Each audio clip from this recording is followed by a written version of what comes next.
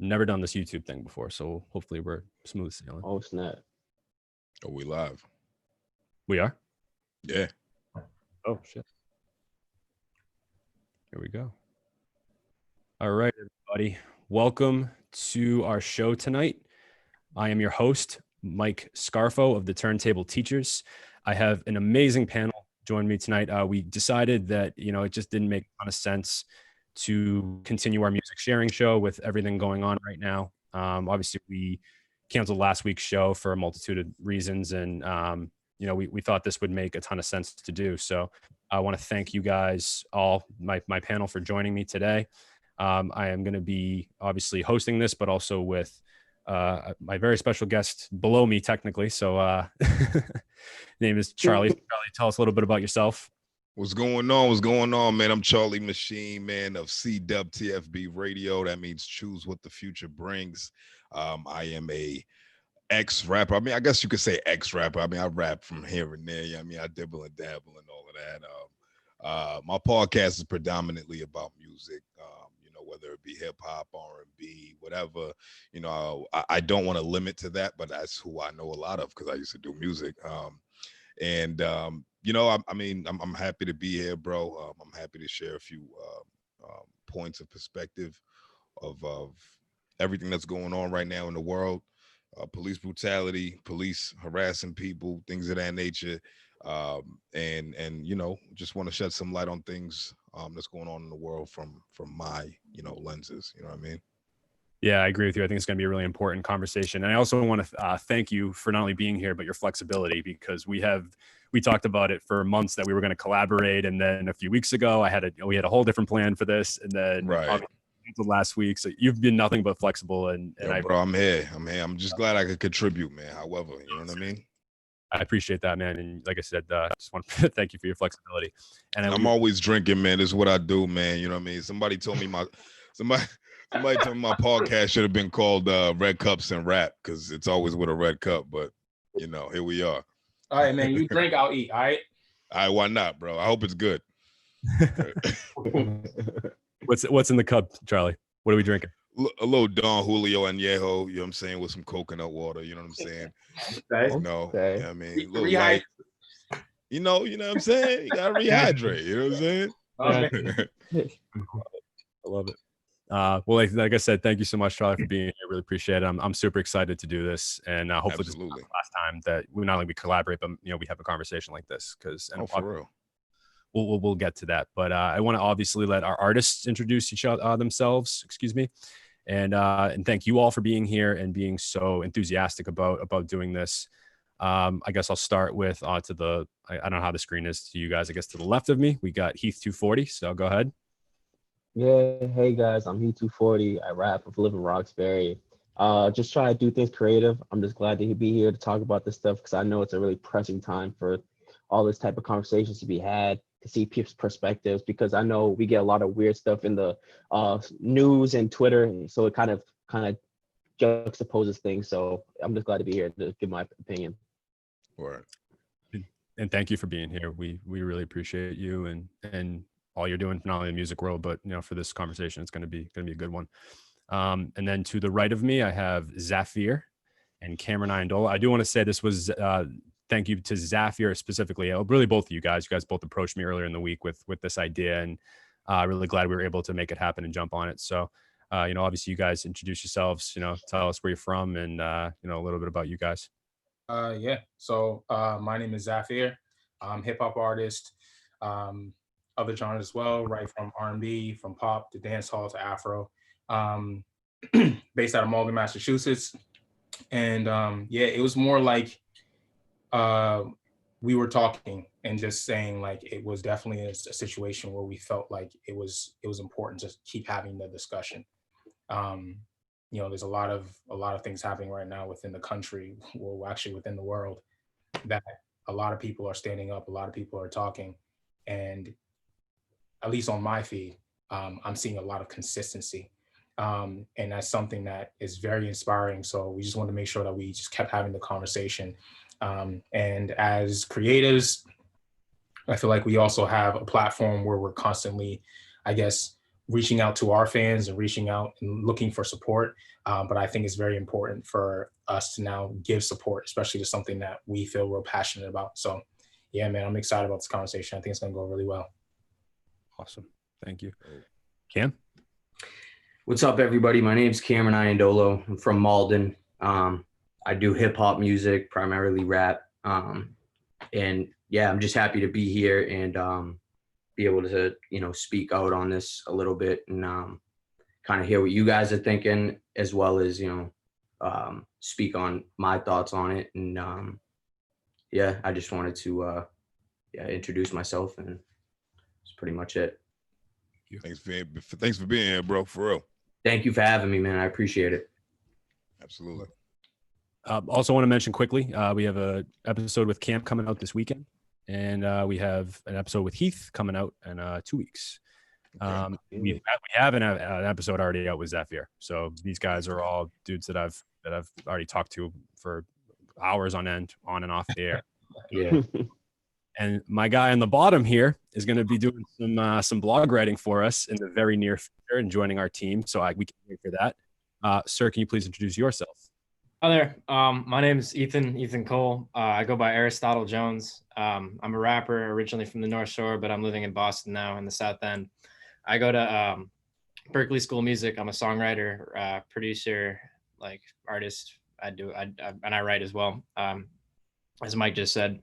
And I got into like social justice and the whole kind of that movement in high school. And I think it's really important that we come together and kind of talk about this now. And I've been like really passionate about it like recently, just being in this city and like seeing it all around me. And I'm just really glad that y'all gave me a platform to come on and talk with y'all. Cause like, I want to share my opinions, but I also want to learn from you guys. Cause I really think that discussions like this is how you grow as like a person.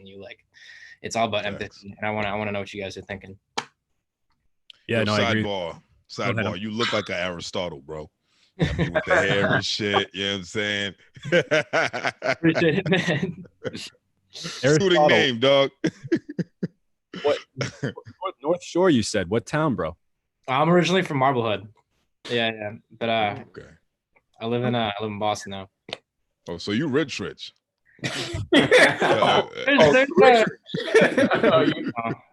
got money. So that are you in my apartment right now? I'm living in fucking bro. When I was in high school, I used to mess with this girl from Marblehead. Yo, I used to drive through the neighborhood like I do not belong here, yo. I used to be looking around like, oh shit. Pray to God I don't get pulled over. You know what I'm saying? Houses are not my house. Those are not the ones that I'm living in. Those are the ones that I'm like smoking weed behind. I ain't mad at you, dog. Yeah, no, the neck is definitely a good. Too many stories, bro. I'm from Danvers, bro, originally. So. Really? Okay. North Shore. So, yeah, North Shore. That's the North. I call the North Shore the North. You know what I'm saying? Because I feel like it's a different world from Boston. Like it's there's different cities. You know what I'm saying? Like inner cities up north of Boston. I have no idea about. Yeah, people don't even know. Nah, for real. Like I don't know shit about the North Shore, bro. Like, that ass. But there's some cool people out there. You know what I mean? Apparently, you know what I'm saying? So we here. Absolutely.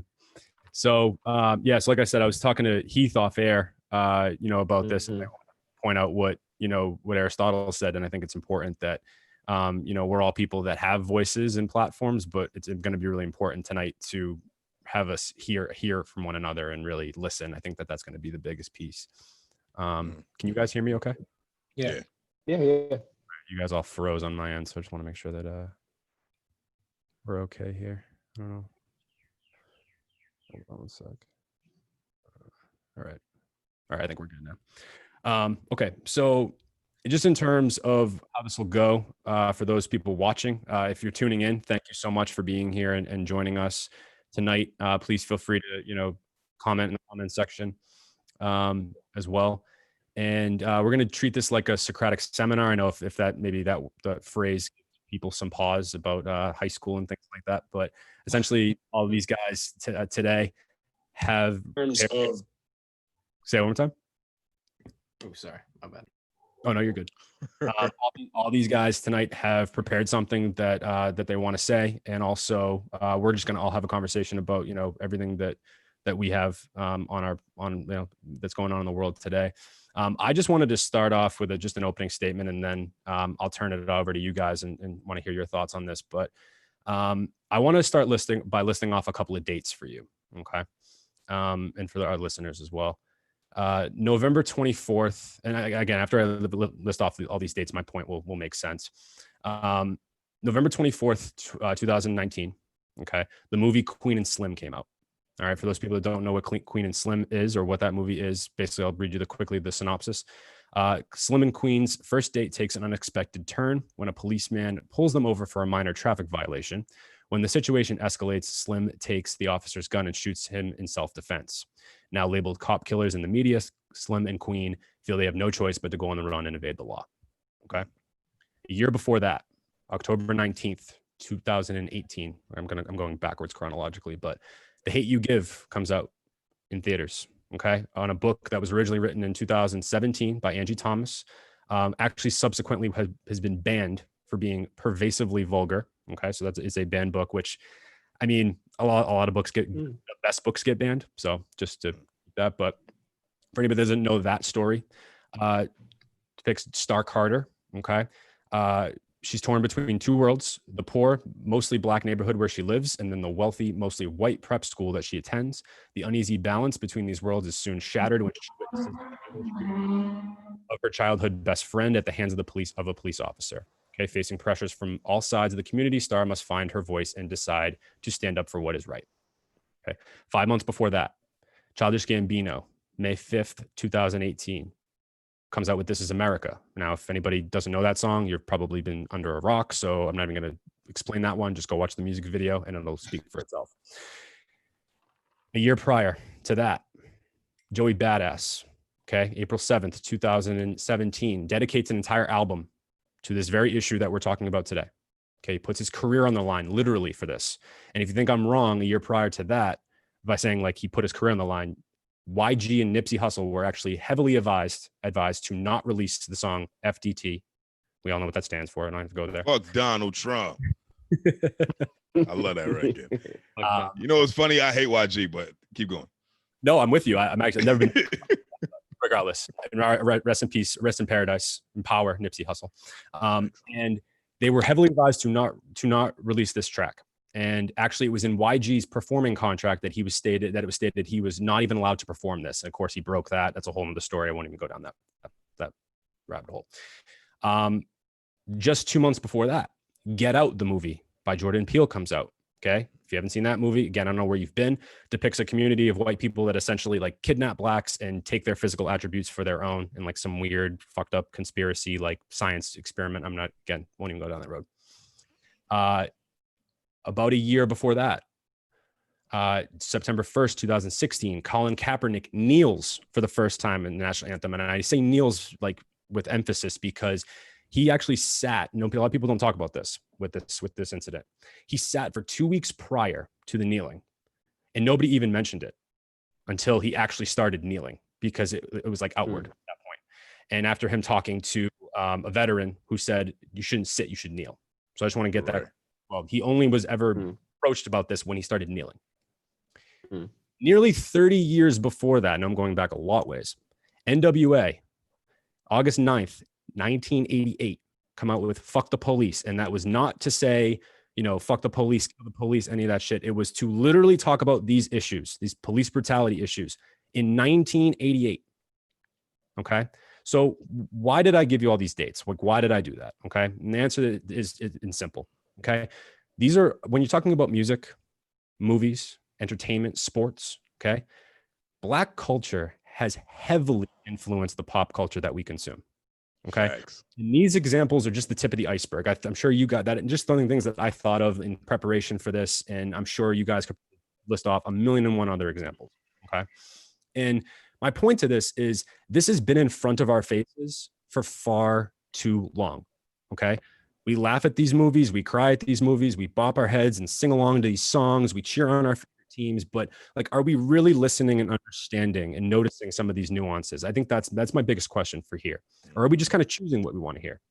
Okay. And this coincides with the sentiments I addressed in my Instagram TV post from last week. and then something I feel very strongly about, is that this issue should have been dealt with yesterday, not today, not tomorrow. This should have been a problem that we should have dealt with yesterday, years ago. I mean, date back to hundreds and hundreds of years. I mean, even Joey Badass, one of the bars in Land of the Free, he talks about we still have the last names of our slave owners. And it's, I mean, how many black people you know with last name Smith Johnson? It's not an accident. Okay. This is an issue that's happened for so long. And my last point, and then I want to obviously defer to these guys and only want to hear your thoughts on what I just said, but people that look like me, people that look like Cam, people that look like Aristotle Jones, okay, I'm talking to you right now. All right. Your black brothers and sisters have been telling us about this for years, whether it be through entertainment, social media, movies, music, whatever the hell you want to say it. This has been in front of our faces for a long, long, long time. Okay. And I'll quote something that's been said a lot, and I think it makes sense now. It's not enough to be non-racist anymore. We have to be anti-racist. And I think that's why we're sitting here today and having this conversation. Okay. We have to be anti-racist. It's no longer enough to be non-racist. And, you know, me being me, like Caucasian, American, and, you know, someone of European descent, I want to say I'm very grateful for the sacrifices that, you know, my grandparents made. And on my dad's side, coming from Italy, you know, when they were my age, and coming over here, my grandfather, my biological grandfather, my mom's side, who I never got a chance to meet, but was from Portugal. And I personally will never understand the struggles and the trials and tribulations that they had to deal with as just being immigrants. All right. And I'm lucky that I don't have to deal with some of those same issues. However, there was never a dialogue in my household about how to handle yourself when you had when dealing with a police officer. Never was a conversation. And I've never been discriminated against by the law enforcement. And I will never understand what that is. Okay. And anyone who is white or Caucasian, or that looks like me or Cam or Aristotle Jones, I want you to consider these things that I think are wrong, that people are out there. And I don't think they mean it in a negative way, or I think it's just ignorance. There's two statements I'm seeing a lot of that I don't agree with. And Charlie, Zaafir, and Heath, just please correct me if I'm wrong, if anything I say is out of bounds or anything like that. I'm gonna take notes. Please do. Really got a notepad out. I really got a notepad crazy. out. I'm gonna take notes. Please do. I'm actually disappointed you haven't been yet. You just starting now. You didn't write down all the dates that I said. Been okay on so far. You've been on pace so far. I'm giving you that. You've been good. You've been good. You've been good. Now we're getting to the details, nitty gritty. So I gotta take my pen out. How's that? So I've seen a lot of white people get on social media or talking to some, or just hearing people say that they're ashamed to be white. And I don't think that is something that people should be saying if you're white. That's fucking stupid. And here is why. Yeah. I agree with you. And here's why. Okay. First of all, nobody should be ashamed of who you are, period. Okay. It's the whole point of this whole thing. All right. Is because we have systematically oppressed Black people and people of color in this country to the point where they are ashamed of who they are. So in some cases. Okay. So that's the first thing. We should not be ashamed of who we are. So being ashamed of being white is just dumb. It's not, it doesn't help anything. It doesn't take anything away from the real dilemmas, and it really solves nothing. Because this is, go ahead, Charlie. I'm sorry. I think when people say shit like that, it's a reach, right? It's a reach for like, oh, I feel so bad about what's going on. I wish I wasn't. Shut the fuck up. You know what I'm saying? Like, bruh, like don't you throw away your white privilege for me, bro. You know what I'm saying? You better hold on to that motherfucker. You know what I'm saying? But don't say no dumb shit like I wish I weren't white. Like, come on, bro. Like, I think what people mean, and people who say that wholeheartedly with, like, you know, good intent, I think what they really mean by that is, I wish the white people who make it look bad for us didn't all kind of just put us all in a box type shit. You know what I'm saying? Yeah. Because it is what it is, bro. Like, keep going. Cause I got some heat for you. I got some heat for you, bro. I'm in closing. I promise. I promised myself I wouldn't take too much time, but do your thing. I don't think that like, I'm with you, Charlie, and that's why I brought it up. I don't think that statement should be said, because it doesn't make any sense. And this is not about, you know, white people. It's not about you. It's not about me. It's not about our silent guilt, quote unquote. It's not about us at all. It's about helping people that don't have that voice, like you said. Exactly, right? Like, why don't give away your white privilege? Use it for something right now. This is and, you know, and I don't want to sit here and say, like, you know, people aren't allowed to express how they feel and things like that, because that's not what I'm saying. I just don't think that that's a productive statement. The last Right. statement, my closing, and then I'll want to take it away from you guys. And I'm going to use an analogy real quick as well that I think will apply to almost everybody. Aristotle, I don't know your personal life too much. I know all these guys are spoken for, so I think I don't know if you got a girl, but either way, I hate when, in response to Black Lives Matter, people that say all lives matter. And the reason why I don't like that, okay, and I was watching a stand-up special, Michael Che, who we all know, Saturday Night Live, the whole nine. He had a really cool analogy on one of his stand-ups that I thought was hysterical and made sense in this case. If your girlfriend or wife, right, came up to you and asked you, do you love me? And you said, babe, I love everyone. Do you think she'd be happy about that? She'd be like, what the fuck you mean you love everyone? Who you love? Exactly. Who you loving? Who you loving behind? You'd be like, bitch, who do you love? Like, you know what I'm saying? Going back to YG. He don't even like YG like that. He don't even like YG like that. So, the radio. That was on a Facebook. Love that. Oh, it's amazing. In closing, though, for me, and then I want to sit back and listen to some of you guys, and I mean I'll still chime in too, but I just want people to, in closing, I just want people to understand what you're saying before you say it. Okay. And I'm not saying that people that say all lives matter and people that are saying, you know, I'm ashamed to be white, that those people are, like Charlie was even saying, that there's a bad intent there, because I don't think that. But it doesn't help any of the situations that we're dealing with right now.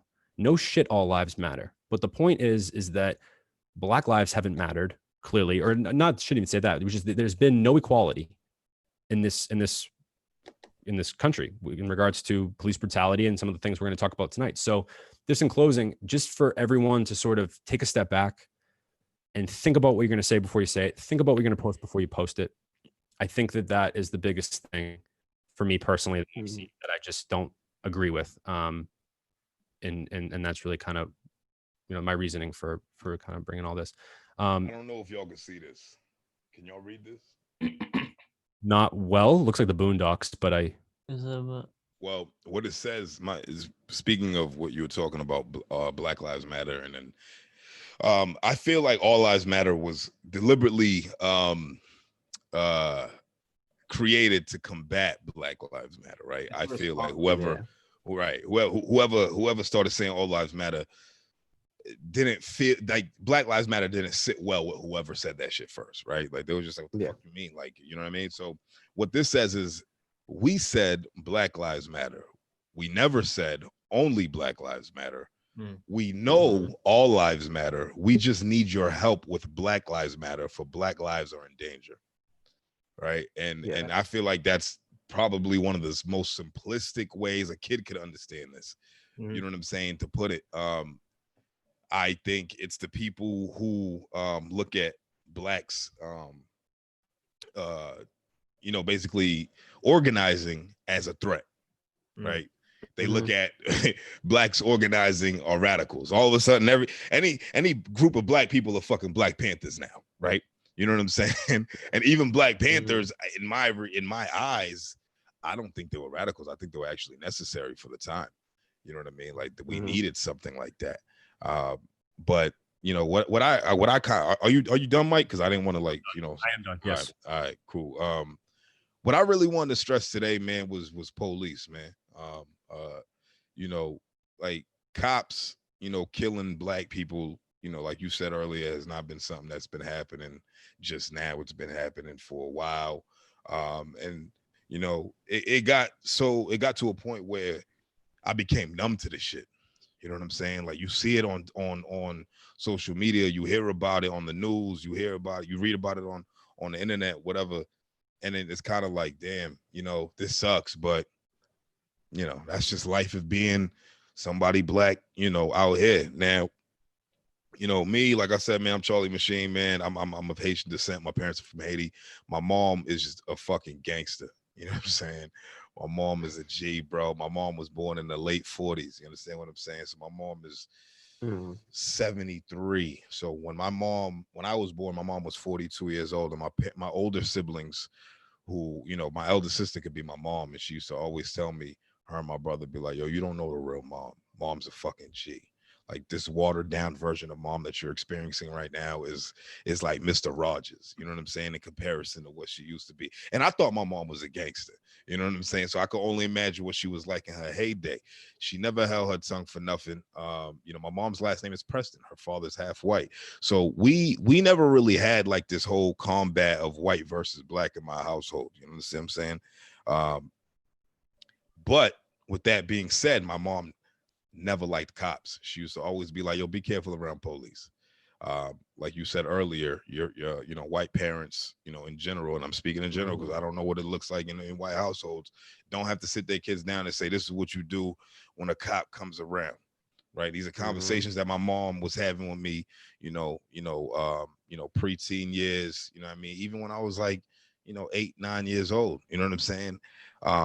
I grew up in Mattapan, so some shit happened. I remember when I was 7 years old, I literally woke up in the middle of the night to gunshots. I used to live on the 3rd floor, and I look out the window and I see somebody getting shot. And what's kind of fucked up, I didn't even think nothing of it. I didn't run to my mom's room all scared. I didn't like freak out. I literally went back to sleep. You know what I'm saying? And that's how numb we were to shit. You know what I'm saying? I was just like, oh, somebody just got shot. Shit's crazy. Let me go back to sleep because I got school in the morning. On the next day, while I'm getting ready for school, the cops come around asking questions, of course. They ring the bell. As soon as my mom realizes a cop at the door, she just runs over like, yo, why are you even talking to my son? He ain't supposed to be talking to no fucking kid. Because the first thing they asked was like, yo, did you hear anything last night? And my mom was like, yo, who the hell is that at the door? She thought it was my pops coming to pick me up to bring me to school. But it was a cop. And at that moment, that's when I realized my mom's trying to protect me from these people. You know what I'm saying? Like it was her. Yeah, I mean, the way that she reacted, I was just like, why is she acting like that? It's just the fucking cops. It's the police. You know what I'm saying? Flash forward, man, I'm gonna give you 3 instances, right? 4, matter of fact, 4. The first one, I was probably 16 years old. It's the first time I had like a super like prejudiced, racist interaction with the police. My uncle, he just started making some real good money. Well, not just started, but he was making some real good money at that point. He just bought his first S-Class. I just got my license. I was like, you gotta let me drive it, right? So I get in the car, you know what I'm saying? I had my little jewels on. I had like this little, this piece with the big ass lion on it. I don't even know why I bought that shit, but whatever. You know what I'm saying? I get pulled over. At the time, he was living in he's living in Canton. He still lives in Canton. I get pulled over for nothing, like dead ass nothing. It's not like it was a rolling stop. It wasn't anything. I'd get flagged down. I asked him why I get pulled over. He told me that I didn't stop at a stop sign, which is bullshit because there was no fucking stop signs around. And he just kept asking me like, whose car is this? Whose car is this? Whose car is this? And I'm just like, bro, it's my uncle's car. Like, I have a license. Like, you know what I mean? It's a junior's license, but it wasn't like it was after hours or anything like that. And blah, blah, blah. So much so that I was just like, bro, do you want me to get my uncle to come over here to meet me? So then my uncle meets me over there in his other very nice car and talks to the cop and things of that nature, right? But that's whatever. Another instance, I'm 17. I just bought my first car. I'm driving to go play ball with my mans, and we in the car, and we in Milton. I don't know if y'all know anything about Milton.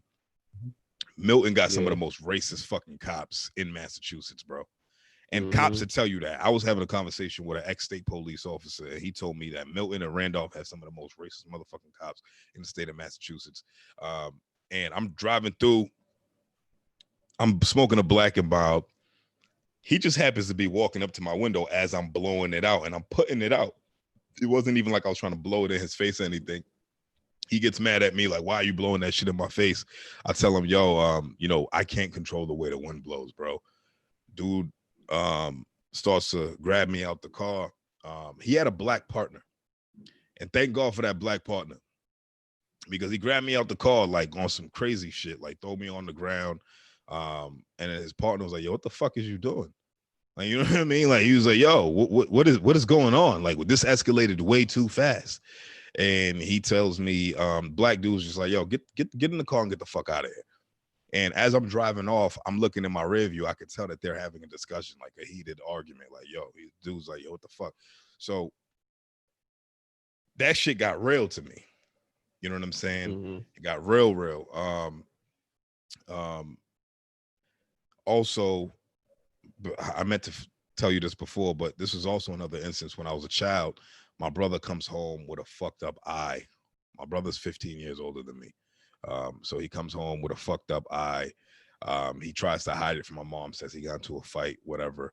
Comes to find out he got beat up by the cops. You know what I'm saying?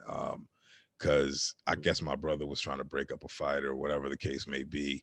All of a sudden, he's the aggressor because he's black, things of that nature, right? So, and also now this time it's kind of like a double-edged sword because I was doing something that I shouldn't have been doing, right?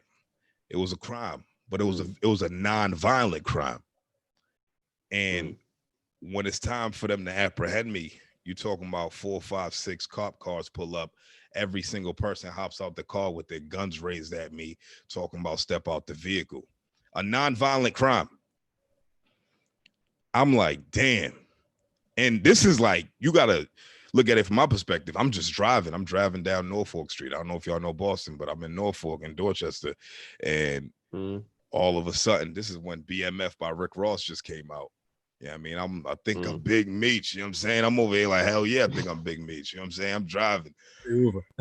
Next thing you know, and what's crazy, I saw my uncle driving by. I locked eyes with him. And then all this shit happened. I see mad cop cars coming up. And then just guns out, screaming at me. I couldn't even like process what was going on at the time. I'm like, damn, I know I'm about to get booked, but are they gonna fucking shoot me if I step out this car? You know what I'm saying? So I'm scared to death. I got my hands on the wheel. I'm like, yo, I'm not opening the door. If y'all want to get me out, come open this fucking door. I'm not moving my hands. And of course, whatever. But I say all of that to say this, man. Like, I've had run-ins with the cops. I've heard even worse stories from other people. I've seen shit that was crazy. So when you mention, Mike, you know, NWA, fuck the police, it's a light bulb in my mind because I was recently listening to that shit. Actually, I drove into work listening to that shit yesterday. Not because, you know, it's on some like fuck the cop shit, fuck every cop, because I do know good cops. I do know great cops. I have family members who are cops. You know what I mean? I have friends who are cops. I've met good cops along the way, you know, through what I do. I'm in sales. But I say all of that to say this, man, that sentiment, fuck the police, is because the same way they put us in a box as a whole is the same way I'm going to put y'all in a box. I'm going to put y'all on the pot. And I posted something on Twitter 2 days ago that said, you know, for my friends and my family members who are cops, when I say shit like fuck the police, I'm not talking about you. Like, you my people. I just mean fuck your coworkers, right? Right? And fuck the people that give y'all a bad name. You know what I'm saying? The difference is the way that y'all look at us with the bad name is that it's a stigma where it's like, you know, but you know, you're big, black, and scary, or whatever the fucking case may be, and things of that nature, bro. Do I believe that there are good cops? Absolutely. I know it. I see it. I witnessed it. Like I've been in the company of a lot of them. But it just sucks that a lot of people, like a lot of them, just give y'all a bad name. And you know, I was talking to a friend of mine today. Her father's a cop, and she was like, you know, she's going through the whole motion of emotions. Like, how do I tell my friends to not say shit like this? My dad's a cop, you know what I mean? But how do I tell myself that my friends are wrong for saying it? You know what I'm saying? Like, I see it going on. How are we supposed to trust these people? And then I told her, I said, yo, within my 30 years of living, I've never called the cops for anything that happened to us, except for like when somebody got shot and they needed an ambulance. It wasn't because we needed cops. We needed the paramedics. We don't call 911 for cops. We call them for ambulances. Because usually when something gets stolen or somebody gets hurt or whatever the case may be, we deal with that shit ourselves. We don't fucking need the cops. Because the reason being is, think about it like this. Your friend gets shot. I had a friend, and I'm going to close off with this. I have a friend whose brother got killed a few years ago. And this was a high profile guy who got killed within the city. You call the cops and tell them, yo, my brother's been shot. This is what's happening. We're trying to get him to the hospital because the ambulances are taking forever. And then when you get to the hospital with your brother who just died, the cops are questioning you like you just committed the crime. Like, whose side are y'all on? We called you, nigga. Like, you know what I'm saying? Like, what is happening? You know what I mean? So we don't know. We don't believe that the police are for us. Are they good apples? Absolutely. But as a whole, man, I don't know. Until black men stop getting killed for no fucking reason, to stop getting racially profiled, we will never look at the police as a partner. That was very well said. That's all I got. No, Charlie, thank you. That was amazing. And very good. It's just great insight on some of these things, because you've obviously witnessed them firsthand and things like that. And I know Zaafir and Aristotle, you guys both had your hands up. Yeah. So I'm actually just gonna cover. I'm sorry, like I said, I was jotting down notes over here, so I'm actually gonna bring it back a little bit because there's a couple things absolutely I want to touch base on a few things. Before you go too, I just want to mention this too. Like, obviously, anything that's said tonight, anybody's welcome to turn back to any point that was stated. So just want. Okay. Go ahead, Zaafir. So the first thing now, I'm kind of working my way back up through a few things. So the first thing I want to take up was your comment about all lives matter and how that upsets you, and the perception on all lives matter. The reason, or I would say, like, the way I explain that phrase is actually very simple. So I heard it online. I think it was from was it Billie Eilish? I think it was her. She did a post. I don't know if any of you guys saw that. But what it was about explaining why the all lives matter phrase pisses so many people off. It's because, as everyone here has already said, or you gentlemen already said, no one's saying that all lives don't matter. We're not focusing on that right now. What we're focusing on Black lives. And the reason being for that is because of what's happening. And here's a perfect example. When you say all lives matter, think of a situation like this. If Charlie, if his arm's cut, am I gonna go through and then give everyone else a Band-Aid before I get to Charlie? Well, all lives matter, right? So that's what we're gonna do, right? If a house is on fire and someone's inside and they're burning in it, are we gonna go through every other house and put water on it before we go to that house? No, we're not gonna do that. What we're gonna do is we're gonna go to the house that's burning. And right now that's Black people. So by saying Black lives matter, we're not saying all lives don't matter. What we're saying is that right now, it's not being acknowledged that Black lives matter. And that's where that statement is really coming from. So I want to touch base on that and that whole thing.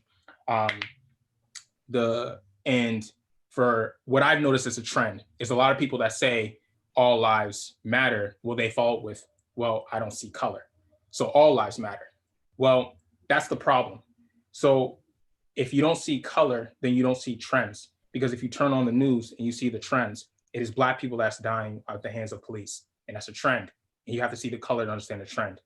But also, really most importantly behind that is you have to look at, I want you to see my color. I want you to see my skin. And I want you to celebrate it. I don't want you to hate it. So the problem is that if you're telling me you don't see my color, that's mean you're not seeing me, because this is part of who I am. So that's a big thing as well too, for those people who say they don't see color. That's a huge thing. And I want to fall back to that first statement when you said about people feeling like they're ashamed. They're saying like they're almost ashamed to be white. You should never be ashamed of who you are, because we're not. And that's the whole point. That I don't see color. Falling back to that is that we should be celebratory of who we all are. We should celebrate that. We should not come back and say things like, oh, well, I'm ashamed to be me, or I'm ashamed for this, or I'm ashamed for that. That's not what anyone's saying, because this is not a Black versus white thing. This is a racist versus non-racist thing. This is what this is about. This is not about Black people versus white people. This is not that. This is about racist versus non-racist. So if you're not racist, then we're speaking up against those people who are racist.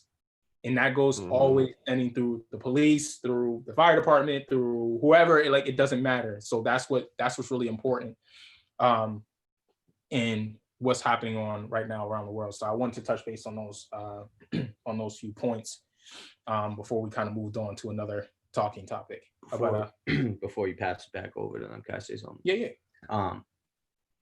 I put out a record last week called America. Kind of just, I was frustrated when I wrote it, and I didn't go back and change anything. I just wrote what I wrote. I said what I said, and I just laid it down as is.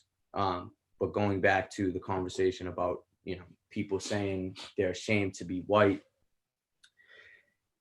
I said exactly that in the song, and I want to clarify, since we spoke about it tonight.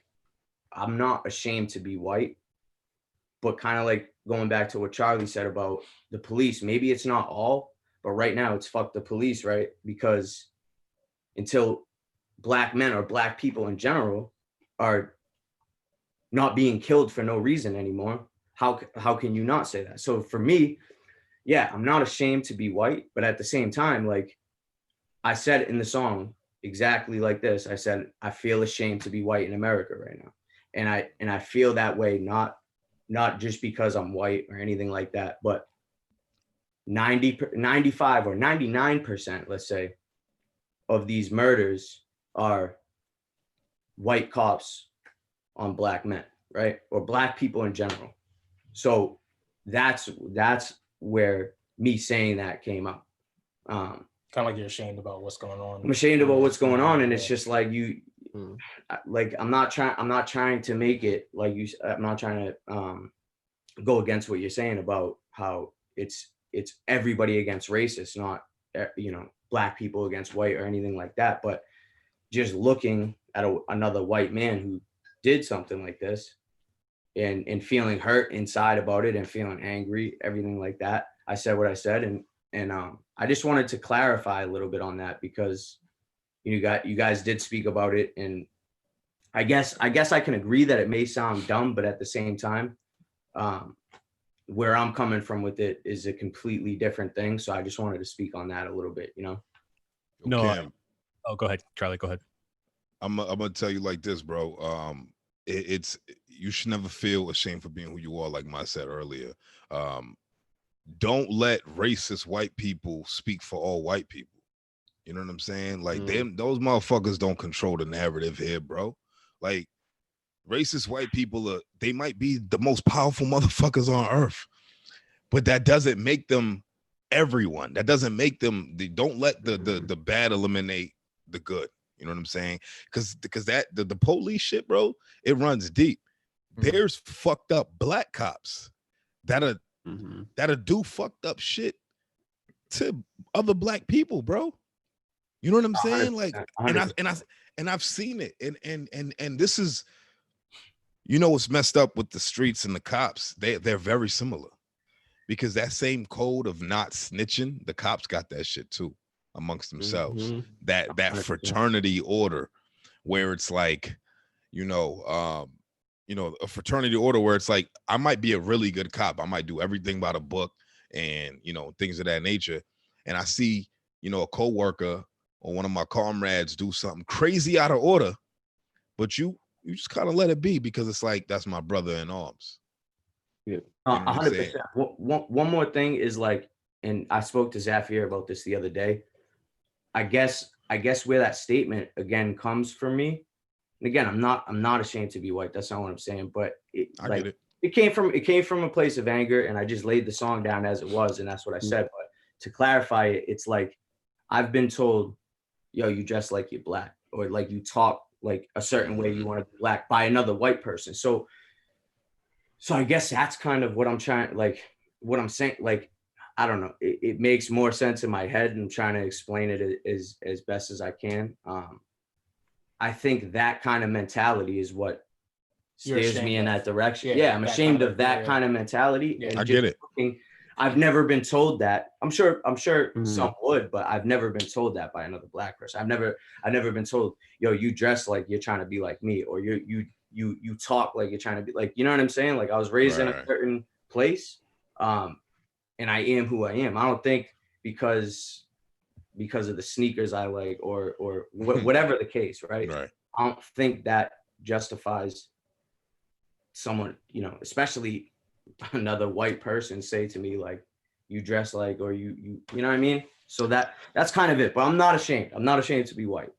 That's a very ignorant way of thinking, bro. Just don't let that shit bother you, bro. That's all I'll say. You know no, 100%.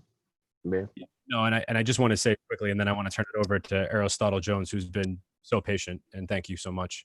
I definitely want to hear what you have to say, and then Heath, I want you to jump in right after as well. In no way was I actually didn't even think about the track that you had laid down, Cameron. I wasn't even I figured. at all. So but I mean, thank you for clarifying that.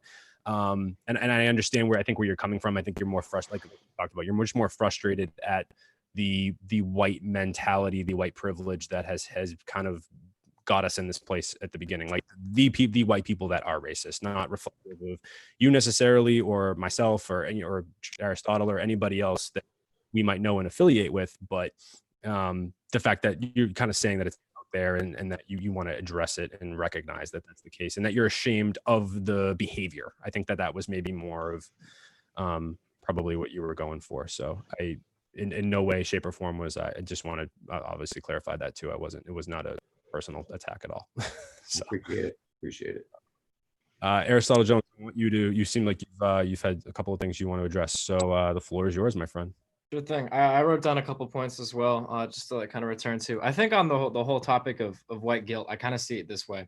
You can either let yourself be ashamed and then be mopey and like just think like, oh, woe is me, I'm white, like I'm the problem, like, oh God, like what am I gonna do? Or you can use it to motivate. Like you can use it to like you need to kick yourself into action. Like guilt can be like a useful tool, right? Because it can motivate you. Like you're in this position where you're like, I kind of feel bad because I'm in this elevated position, and like my friends, my colleagues are in this position that is unequal to mine, and obviously you're going to feel inherently guilty about that. So what you do with that is you go out and you use it to give them a platform to like make themselves equal, so you don't have to feel that guilt anymore. Like that's as simple as it is. And like there's definitely productive and unproductive ways to go about it. And I think it's really important just to know the difference between that. And like obviously don't be ashamed of who you are, because that doesn't help anyone at any point. But like, yeah, just recognize your privilege. Like, and it's very important, I think, for white people to not become a victim, because that mentality kind of places you in like the sphere of you're like, oh, I feel bad, like I'm the victim here, like my feelings. But like it's really the issue is institutional racism, and like beyond anyone's feelings, that's what's going on, and that's what needs to change, right? And I think on the saying like fuck the police and everything like that, my uncle is a corrections officer, and when I say police all the time, like I'm fuck 12 ACAB, I'm walking through the streets, I'm saying it. And whenever my mom like tells me like, oh Ethan, you shouldn't be saying that, like what would your uncle think? I think the way I see it, it's not to the individual cop. Like obviously there are bad cops, there are good cops. That's how it's gonna happen. But police in this country are institutionally put in place for the ruling class to keep the ruling class where it is. It's not in the interests of like the common people. Like the police are going to do whatever the government is telling them to, and the government oftentimes doesn't have the people's interests at heart, especially when it's minority communities that they've been suppressing and oppressing for like hundreds of years. So of course, yeah, the police are going to be like a reflection of the racism that's ingrained in our society. So when you say fuck the police, it's like defund them, make them not militarized, make them be held accountable. And like people say abolish the police all the time, and I can honestly get behind sending out maybe like social workers or like some kind of retooled version of the police that doesn't rely on like brutal force, like military tactics that always ends up like aggravating a situation beyond where it like would have been if the cops hadn't been involved to begin with. That's kind of how I see it. And one of the points that I was taking into this was, I have a lot of friends who were like, oh, like obviously it's terrible what happened, but there's no cause for looting and rioting and everything. And like, oh, what would like the thing I hear all the time is like, oh, what would Martin Luther King say? And it's like, yeah, people say that, and he preached peacefulness, right? But they also gloss over the fact that he got shot in the head by a white supremacist for preaching this like peaceful message. And like, like you just gonna ignore that? Like, obviously, so once this rioting started and this looting started, like the protesting, obviously that's the positive you want to take out of this, because looting and opportunism like that is never good. But once this protesting started, and even after like it got like a little rowdy, like you saw what they did, they upped the charges on the officers. So for people saying that it doesn't help, It has. It's gotten Should them work. murder charges, and they're up to a second-degree murder charge for Derek Chauvin. It does work because it gets people's eyes on it, and people are agitated. Like you can kind of understand that after like 200 years, you be like you want to set a fucking building on fire, right? And like obviously, it's white people that are at these protests should not be like going out there and looting shit and lighting shit on fire or graffitiing. They should be there to support their black brothers and sisters because that's not their place, and they're making the whole like they're just tarnishing the name. Because I've seen a lot of that shit. Like I saw that y'all seen that video that the woman like spray paints like Black Lives Matter on the side of like a Starbucks. Yeah. Like some black dude comes up and she's like, "What are you doing? What are you doing? They're gonna think we did that shit." Exactly. Right. Like it's ridiculous. Like or the girls that are taking photos of it for their Instagram page. Oh my god. Oh virtue. You saw the woman who was acting like she was boarding up a window or something. Yes, I did. Yeah. That's crazy. And the final thing I wanted to say was kind of just I've honestly, like in my life, I've had run-ins with the police only at like parties that were a little bit too rowdy, or like me like smoking weed sometime in a car where I shouldn't be. But I was I was at the protests like 2 or 3 nights ago. The ones that got where all the looting happened was in Boston Common, and I stayed there a little bit later because I heard that like shit was going down. The National Guard was there and a car was on fire. So of course I was like, yeah, I'm gonna go into the fucking city. I want to see what's going on.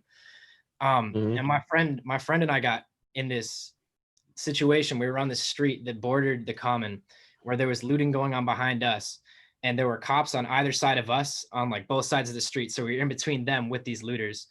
And so they pretty much just like attacked us. They ran at us full force with like batons and shit, and we're like hitting people to the ground. And I was just standing there with like because I didn't take shit, so I was like, I'm not getting arrested for this. But afterwards, they were like, they wouldn't let us leave, and they were trying to detain us. And they're like, they obviously like searched us and shit, and they found my weed because I had a bunch of weed on me.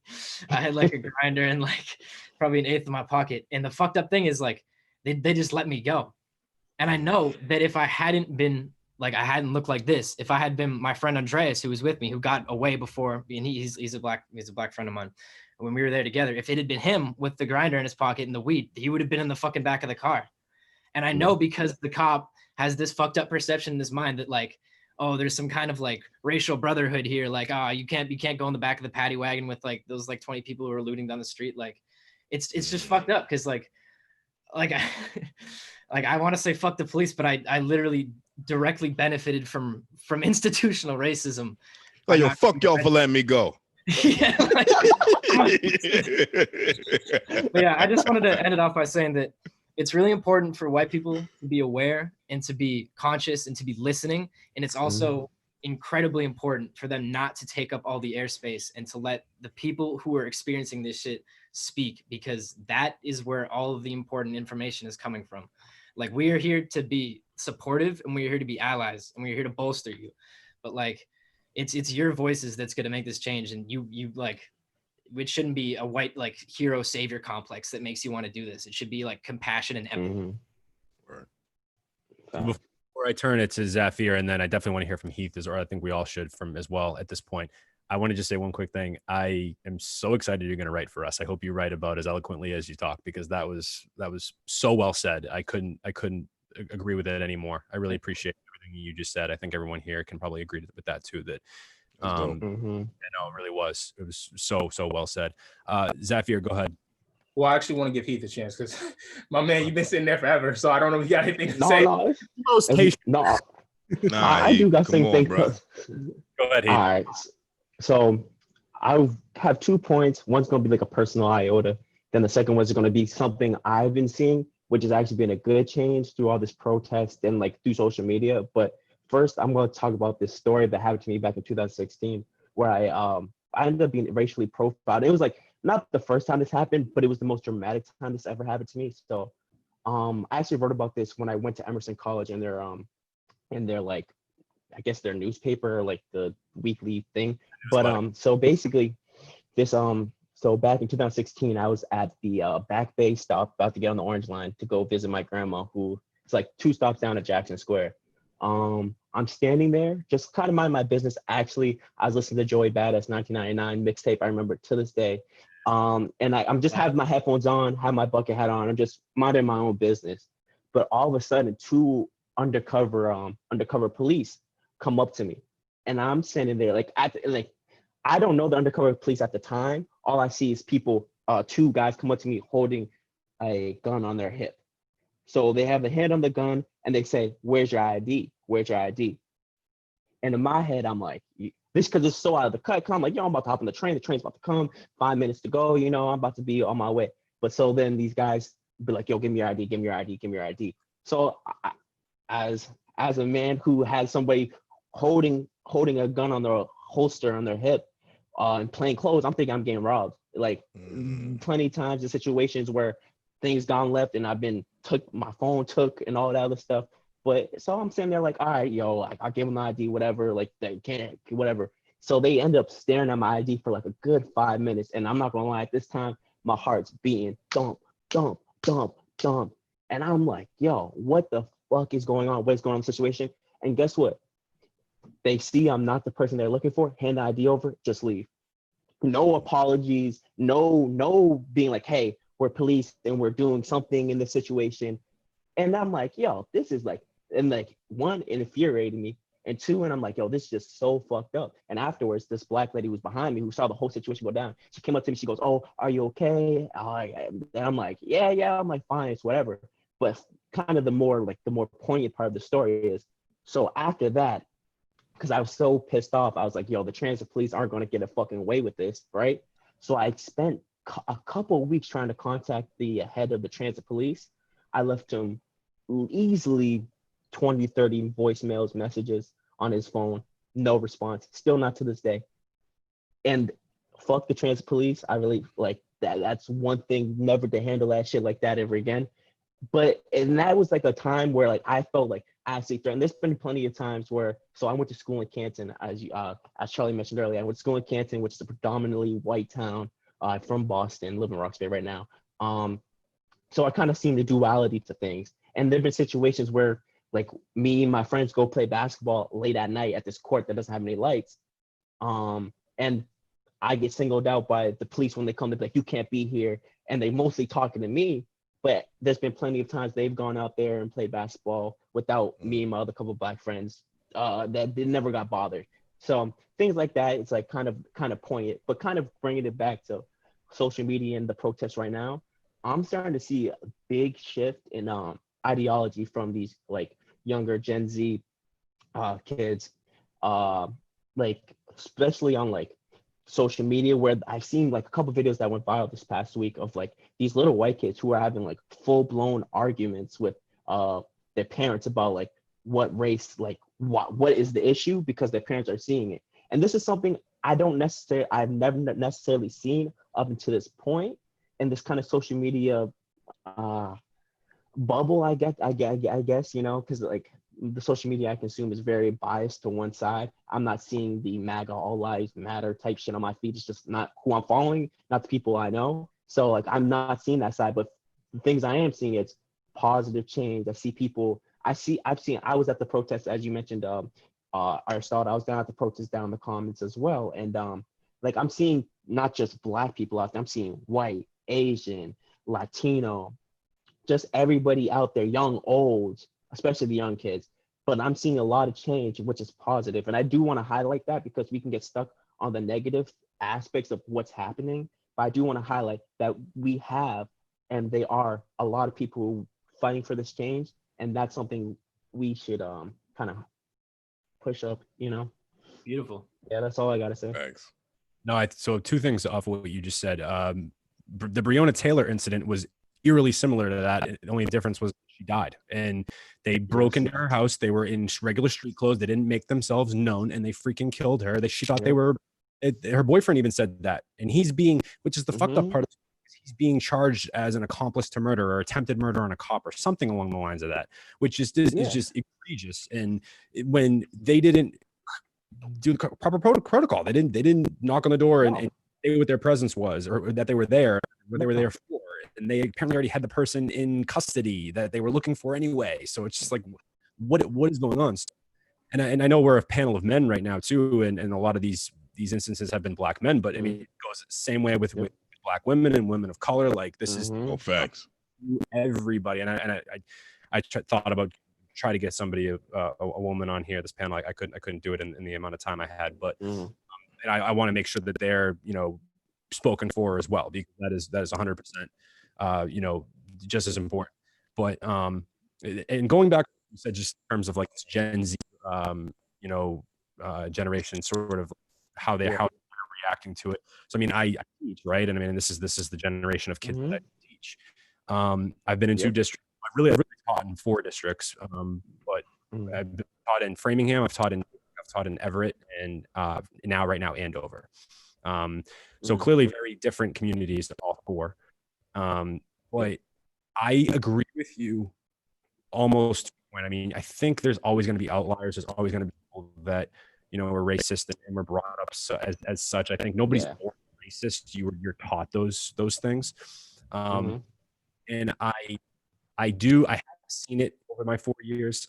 I can't say that I haven't, but overall, these kids, this generation of kids, I don't want to say that they don't see color, because that's not true, but those lines are definitely blurred, and they don't treat each other in the way that I think some of their parents may have, or the generations before them have. I am seeing it firsthand that there is a lot of really positive things happening in high schools. And again, not to say that there isn't negative things happening too, but you're right. Like, we have talked a lot of negative things right now, and I think it's important to highlight some of the positive as well within it. And you're right. And I tell these kids all the time. I really do. I've been telling the kids this since I started in Everett. Like, my first real job that I had, I did student taught in Natick and Framingham, but I wasn't as comfortable with things at that time. But being in Everett and going to Andover, I've said it to both, and any of my students that end up listening to this and whatever, they'll attest to it, where it's I go in, I tell them in the class all the time, like, you guys are gonna be the ones that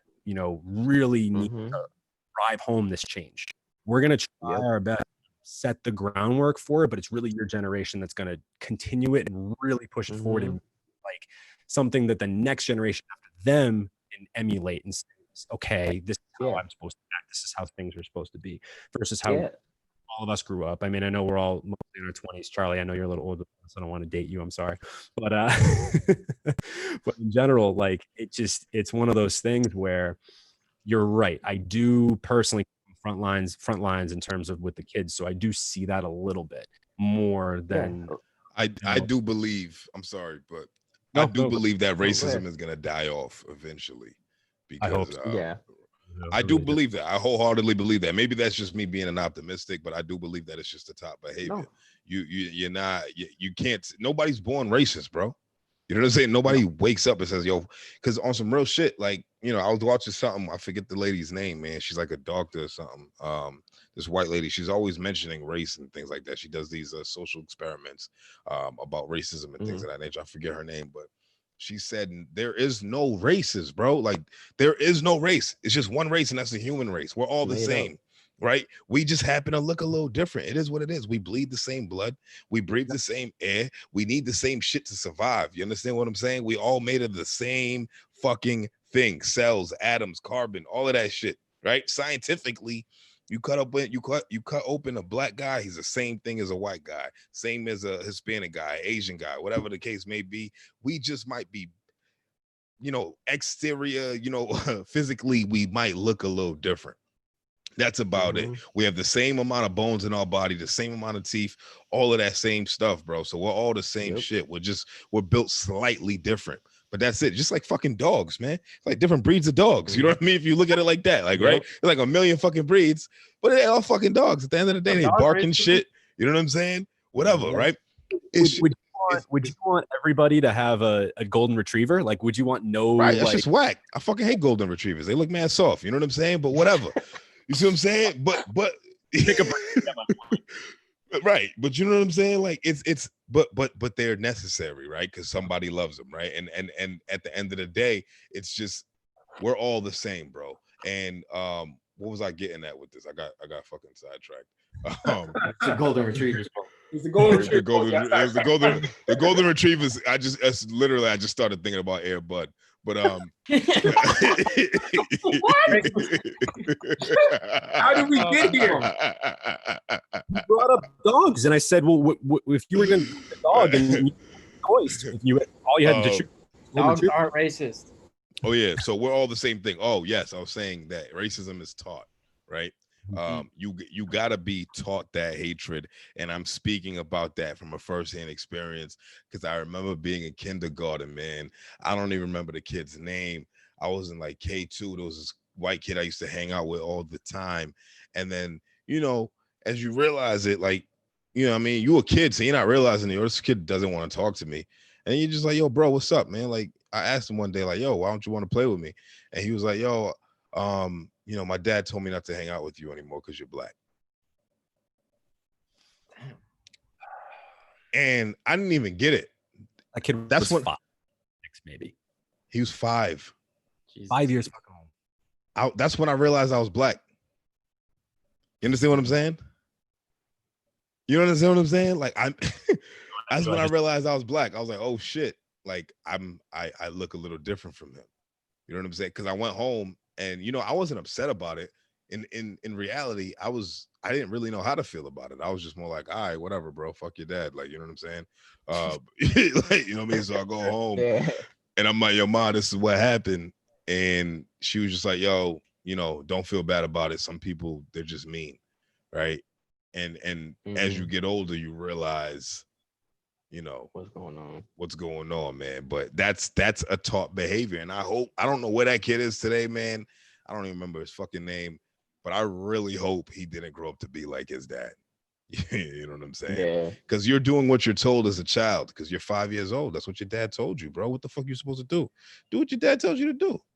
You know what I mean? But that's the wrong thing for your father to tell you to do. Yeah. Well, just real quick off of that, like Aristotle, and then I want to hear from Zaafir too, but like I grew up in Danvers, right? You grew up in Marblehead, very predominantly white. And for me personally, I don't want to speak for you, but I'd love to hear your thoughts on this because, like I said, I know the neighborhood you grew up in, or relatively speaking. I didn't really care, like really growing up in Danvers, because there wasn't a ton of diversity. And it wasn't until I got to Framingham State where I really started to learn more about like people of different, ethnicities and cultures and things like that. And like, that's where I really started to like grow and have like a better worldview, really, was when I started to meet people that were not like me and become friends with people that didn't look like me and didn't come from the same backgrounds that I came from. So I don't know about you, but like, I like us all being the same, quote unquote, it didn't do anything for me personally when I was in high school. And like I said, I didn't really learn about all these things until I went to college and really like was immersed in it. So I think on a very similar note, I grew up in Marblehead, which obviously is like, I think it's like 98% white. It's some fucked ratio. But like, honest, I did not even think about when I was growing up. I think it's important to really understand, first of all, at the root of it, that racism is bred from ignorance and lack of understanding. That is at the root. That's the cause. And it's fear to some extent, because it's just like fear of the unknown and fear of what you don't understand and what you choose not to understand. So I think it's not even like, to some degree, like taught. It's when I was growing up, like I did racist shit because there was no one there to tell me it was wrong. Like there was no one there to like put the brakes on me, because like what like my white friends are supposed to be like, stop that. Like I didn't understand from like I didn't have any frame of reference at all for like why it was important. And I didn't understand that until I got to high school. And like my high school that I went to was like really like socially conscious. And I had this friend, Brian, who was like the first actually like black person I had known in like on a like personal level, like other than like just like casual acquaintances in school, which were like very few in Marblehead. But like he called me on my bullshit, and I think that's important because he didn't stay, like he didn't like, I would say some shit and he'd be like, no, fuck that, and he would just like leave, and I'd be like, what I do? And be like, educate yourself.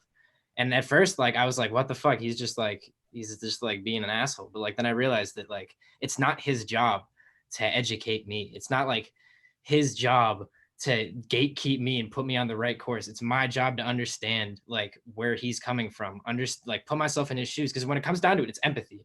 It's really understanding that there are other viewpoints in the world other than your own, which is something that I just didn't have a grasp on when I was in like before high school. And then when I started doing that and I started realizing like, damn, I was a fucking asshole. Like I was like, I don't like that person that I was. Like, I want to be better than that. And like, it's literally just like, my parents are like very, very nice people. They're not racist in like any sense, like I'd say, but they definitely have like prejudices that like you wouldn't like necessarily say like, oh, they're like some like, because like I feel like the perception of like a racist sometimes is like some like southern like drawl and like person who's walking up to people calling the N-word. Like it's About to go lynch me some niggers. You know what I mean? it's like it's subtle shit. Like it's not talking to your kid about these issues. It's like little things that like you let slip, or like biases that you have that you pass down that like grow and fester because you don't have anything not to reinforce that. You don't have anything to break up that stereotype.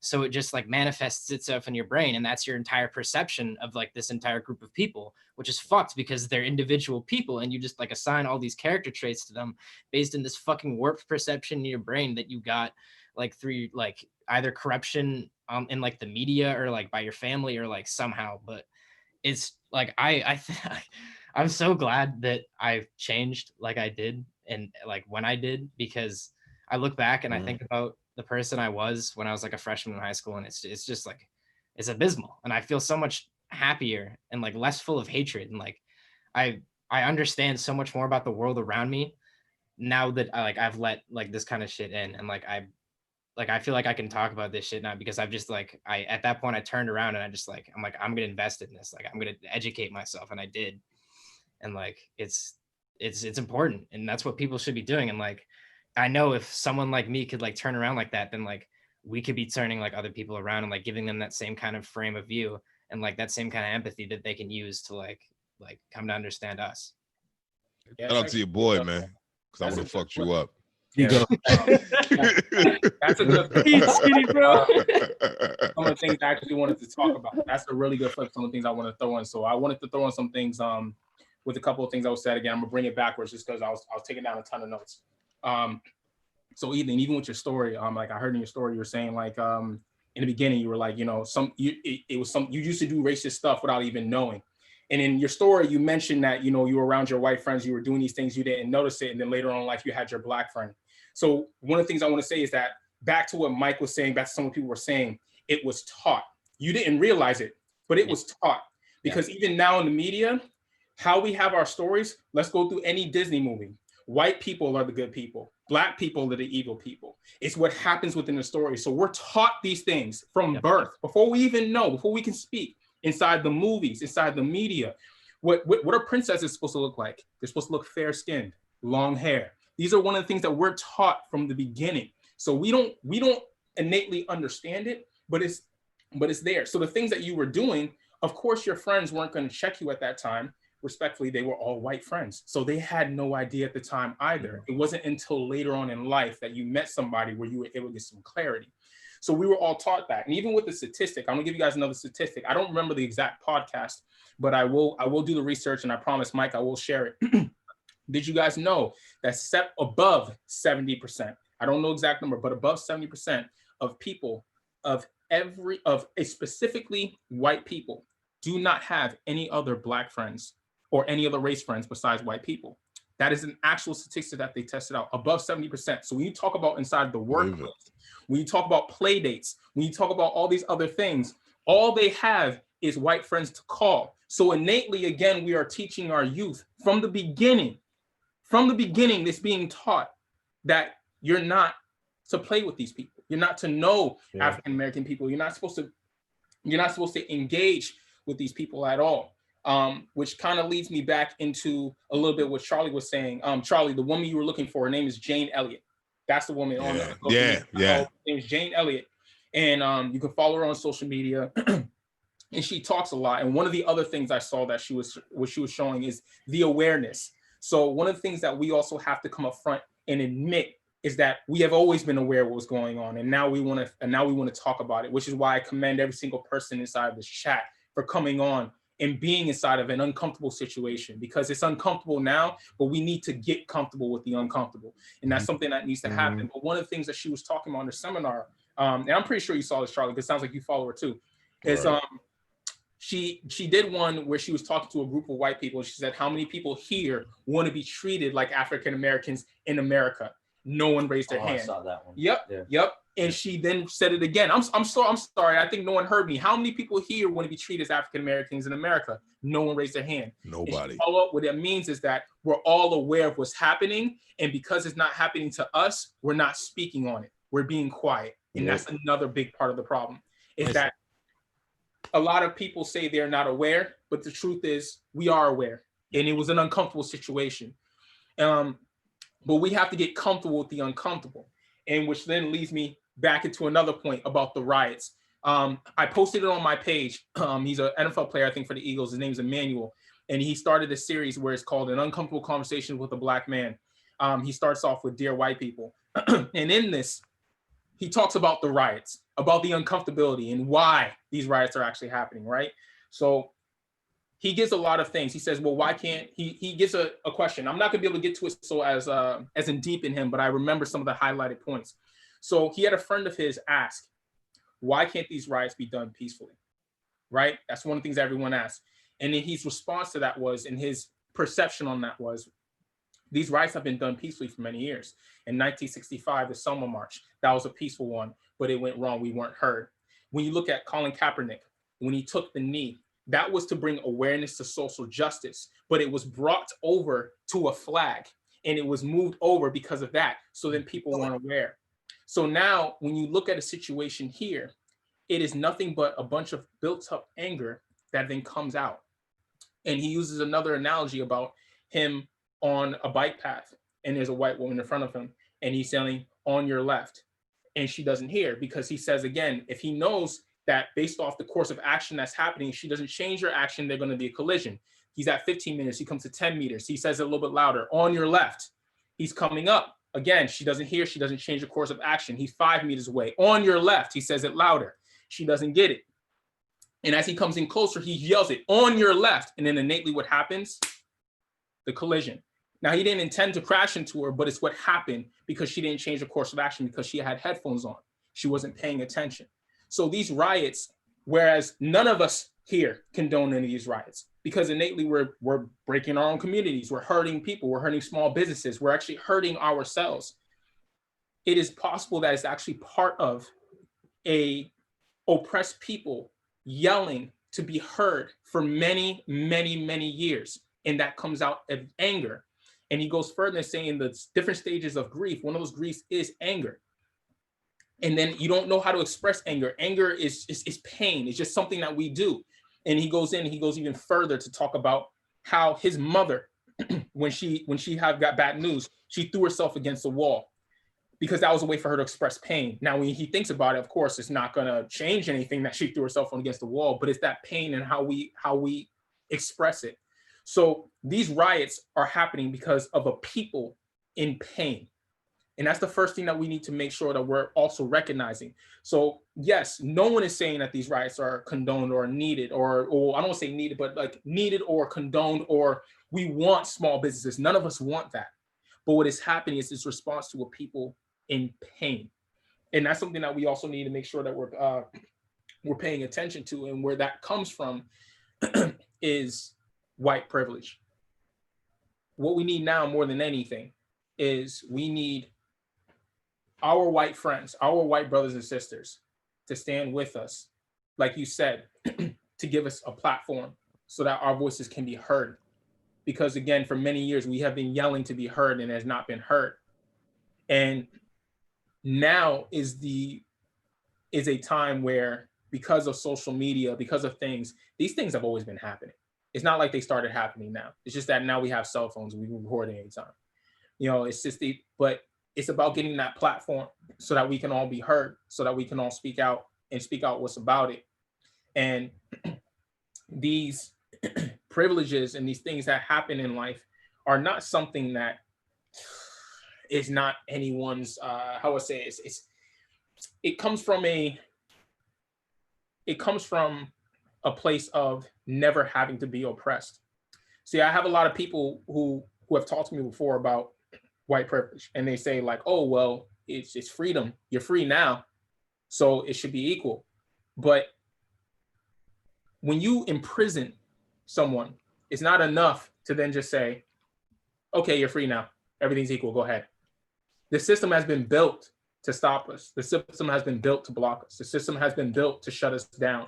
And when you have been held back for 400 years, how can you then release somebody and say, run your race? It's a fair race now. It's not a fair race. There's no way, there's not a fair race. There's some work that needs to be done there to make it a fair race. Because I had another post, and I'll repost it again. There was one I saw about it was an activity, and it was a guy, and he said he was talking about everyone running the race. He had mixed race all across the board, primarily white, some black people in there, and they were all lined up on the fence. And he goes through a list of questions, and in these list of questions, he asks questions like, how many people never had to worry about where their next meal comes from? How many people have two parents? I see. How many people, like, he asked these questions, and if you did, take one step forward. Right. And by the time he's done with these 5 or 6 or 10 questions, what you realize that there are a huge number of white people who are ahead, and every black person is pretty much behind. All the way in the back.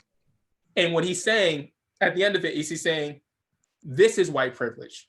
It's not something that you did. It's not something that, oh, Cam did this or any of you guys did this. It's not something that you guys did. But what it is, it's a system that you were born into that automatically gives you a head start. But at the end of the day, what needs to happen, regardless, because of how it works, we all need to run our race. We all need to run our race. So I need to be quicker. I need to be stronger. I need to make sure I put down, and I'm on my P's and Q's on every single step of the way, just so I can get enough. And that's one of the biggest things that this whole thing is also about. Yes, it is about police brutality. Yes, it is about, and I want to make sure I want to make sure that I don't go one step forward without saying at least the 3 people's names who started this, which is George Floyd, Brianna Taylor, and Ahmaud Arbery. But it is about a system that has just been created to hold us back, and is bringing awareness on this system. And it's just extremely important that we continue to remember and continue to talk and continue to have these what feel like extremely uncomfortable conversations, because the more uncomfortable we have them, the more comfortable we will become with them, and the more open we're going to be heard, and therefore there will be change. And I 100% agree with you, Charlotte, when I said there's going to be change. It has to, because you said no one is born racist. It's not something you're born with. It's something that is ingrained in you, and it's tough because it goes far back. It goes from TV. It goes from everything.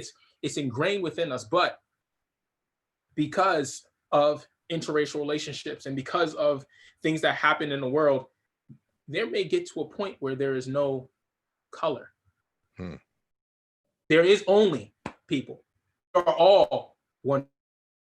And when that happens, then who can we hate? We can only hate those who are destroying the system. So I'm sorry, that's a few things I wanted to be able to say. No, I think taking down my notes. That was great, bro. No bullshit. Yeah. Extremely well said and articulated, and I agree with 1,000,001 of the things that you just mentioned. And there's reasons why things I'll go back to your Colin Kaepernick point real quick, and then Heath, I know you had something you wanted to mention, so I'll definitely we'll swing it over to you. There's a reason why the Rooney Rule was in place in the first place. They had to put it in because, and let's backtrack too. And let's think about the last 20 or so years. The majority of people in the NFL are Black people and Black athletes. And why is it that the owner, the GM, and the coach are all white? And you have to really look hard and find hard to find there's 2 Black GMs in the entire league. Why is that? I don't, and for people to, some of the people that come out, like Vic Fangio, for example, and said his ignorant statement that if the NFL was regular society, we'd all be okay. No, fucking wouldn't be, because all the owners are white.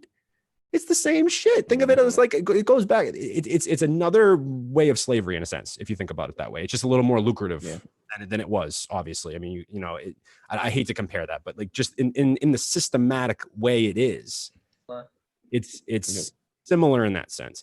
And then, just off, like I said, just off the Colin Kaepernick incident, I mean, for people like Drew Brees to come out and say, people love to change the narrative. I think that's the biggest thing here. And that's my point of why I started this whole thing with, there's no reason why we should be saying all lives matter, and why, white people should be quote unquote ashamed to be white themselves, right? And that's why I started with this, because then that narrative changes what the whole point of this is. So that's why I get upset with things like the All Lives Matter, and also and exactly what you're saying with Colin Kaepernick and then all the, like I said, it's just so disheartening that we still can't see it. We still can't. And I think it's for a matter of some people, it's just a matter of people choosing to see it and choosing to not see it. I really do, because it's there. I mean, like I said, the Rooney Rule would not be put in place in the NFL if it was not an issue for people of color to be, have these authoritative roles. So, I mean, just one example, but I don't know. I don't know how you guys feel about that, but Heath, go ahead, Charlie. Heath, if you got something to say, go ahead. No, you go. No. I mean, honestly, first. Me, man, I like to catch wreck. You know what I'm saying? This is what I do, man. I talk shit. Yeah, I mean, I want to talk about white people apologizing this week. Right? There's been a couple of white people apologizing, man. And I'm going to start with Drew Brees, right? Because that motherfucker, man, I mean, I just don't understand how you could be that detached and that just focused on your own personal feelings or whatever the case may be, to like how can you even say some dumb shit like that when you have you're Drew Brees, you're fucking Drew Brees. You know what I'm saying? You're that guy. Yeah. You see what I'm saying? Like, so many people look up to you, so many people admire you, so many people look at you as like, the well-polished quarterback. You know what I'm saying? And you say some dumb shit like, well, I will never allow anybody to disrespect the flag. And there's so many different layers to what he said that was just OD wrong. That was just so left that it was just more like, bro, you believe that shit. I truly believe he believe that shit. And what I believe is the apology, that bullshit apology he came out with, his publicist was just like, Drew, what the fuck are you doing, bro? You fucking the bag up right now. So this is what I'm gonna do. I'm gonna write this up for you, and you're gonna shut the fuck up and you're gonna read it, and you're gonna try to sound as heartfelt as you possibly can, right? Because that's what publicists do, right? So I don't take his apology for nothing. I thought it was bullshit.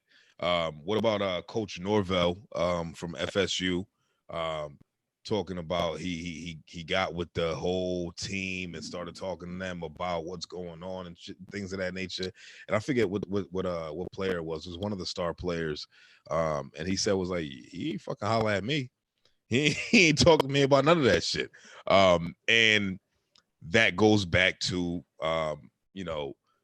white privilege, where it's like, okay, you feel like you can just make a general statement and it's everybody's gonna conform to it because you're the coach, you're the leader, or whatever the case may be.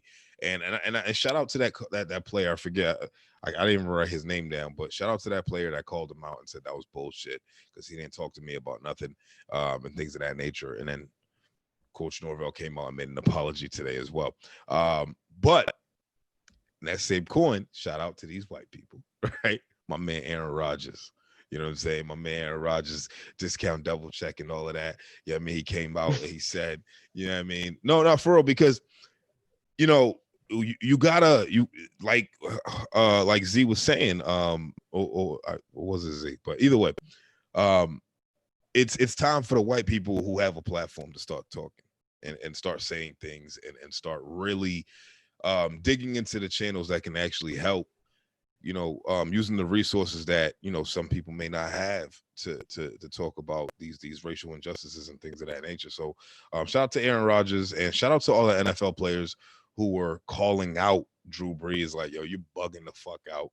Especially Coach Chris Ballard. I mean, he's not a coach. He's the general manager of the Indianapolis Colts.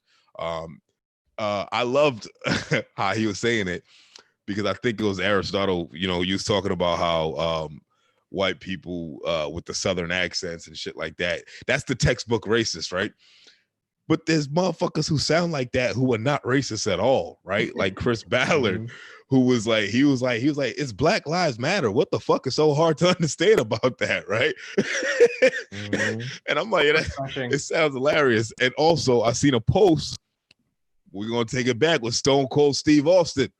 Stone Cold Steve Austin came out and he just rashed somebody. I forget who he was talking to or whatever it was, but I read that post in his voice. Like literally, I'm in the crib last night with my wife, and I'm like, babe, I'm gonna read this to you like Stone Cold Steve Austin would have said it. And all I remember was you racist some bitch, and that's the bottom line, because Stone Cold said so. And I was like, yo, that's fucking lit. Like right.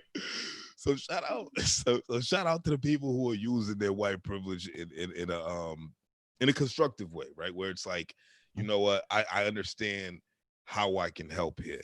And to be honest, I hate the term white privilege, because it's not something that nobody wants to say like, yeah, I got white privilege, right? Like it's a shitty thing to say, right? But it's a fact and it's a reality, right? The thing, it happens. That's just the way the system was built for for people, who are white to, get ahead, like Z was saying. You're just born with an advantage because of what you look like and things of that nature. But with all that being said, that's what leads me to believe that racism will eventually die out, man. Like when I look at old white people, I don't hold it against them for being racist.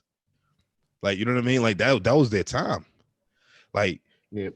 that was, you know what I mean? Who the fuck was teaching them? Some racist ass motherfuckers who just like their grandfathers were slave owners. You know what I mean? Like, what is your last name? I think I used to own your grandfather, right? Or you know what I mean? Things of that nature. It's not their fault. They were born into that shit. But the difference is people are starting to realize that, the biggest thing is humanity, man. The biggest race of them all is just humanity. And we all need to love each other and help each other move forward, man. So shout out to everybody who got their hand in just pushing the human race forward and not looking at color. Yeah. No, I agree, Charlie. And I also want to say one quick thing, and then I'll pivot to Heath and then Zaafir and Cam over on that side. Just real quick. The same people, okay, that are claiming, right, that people that aren't standing for the flag during the national anthem, it's disrespectful and all to and all this, bull jive, that narrative that people are trying to change. These are the same motherfuckers that are in their couch watching this damn game and sitting during the national anthem with a fucking with a pizza and a beer. Right. How many people stand up for that shit at home? You know what I mean? And can we just also say one thing? When else do you hear the national anthem other than sporting events? Where? Is it on the radio? You used to hear it in schools. At school, yeah. One nation under God. Oh my God. Beginning of schools. You used to hear in beginning of schools. And I will never forget the class that I had where I actually did not stand up. And I did not do that. And how I was sent to the principal's office, and how my mom came down to that school and ripped a whole new one.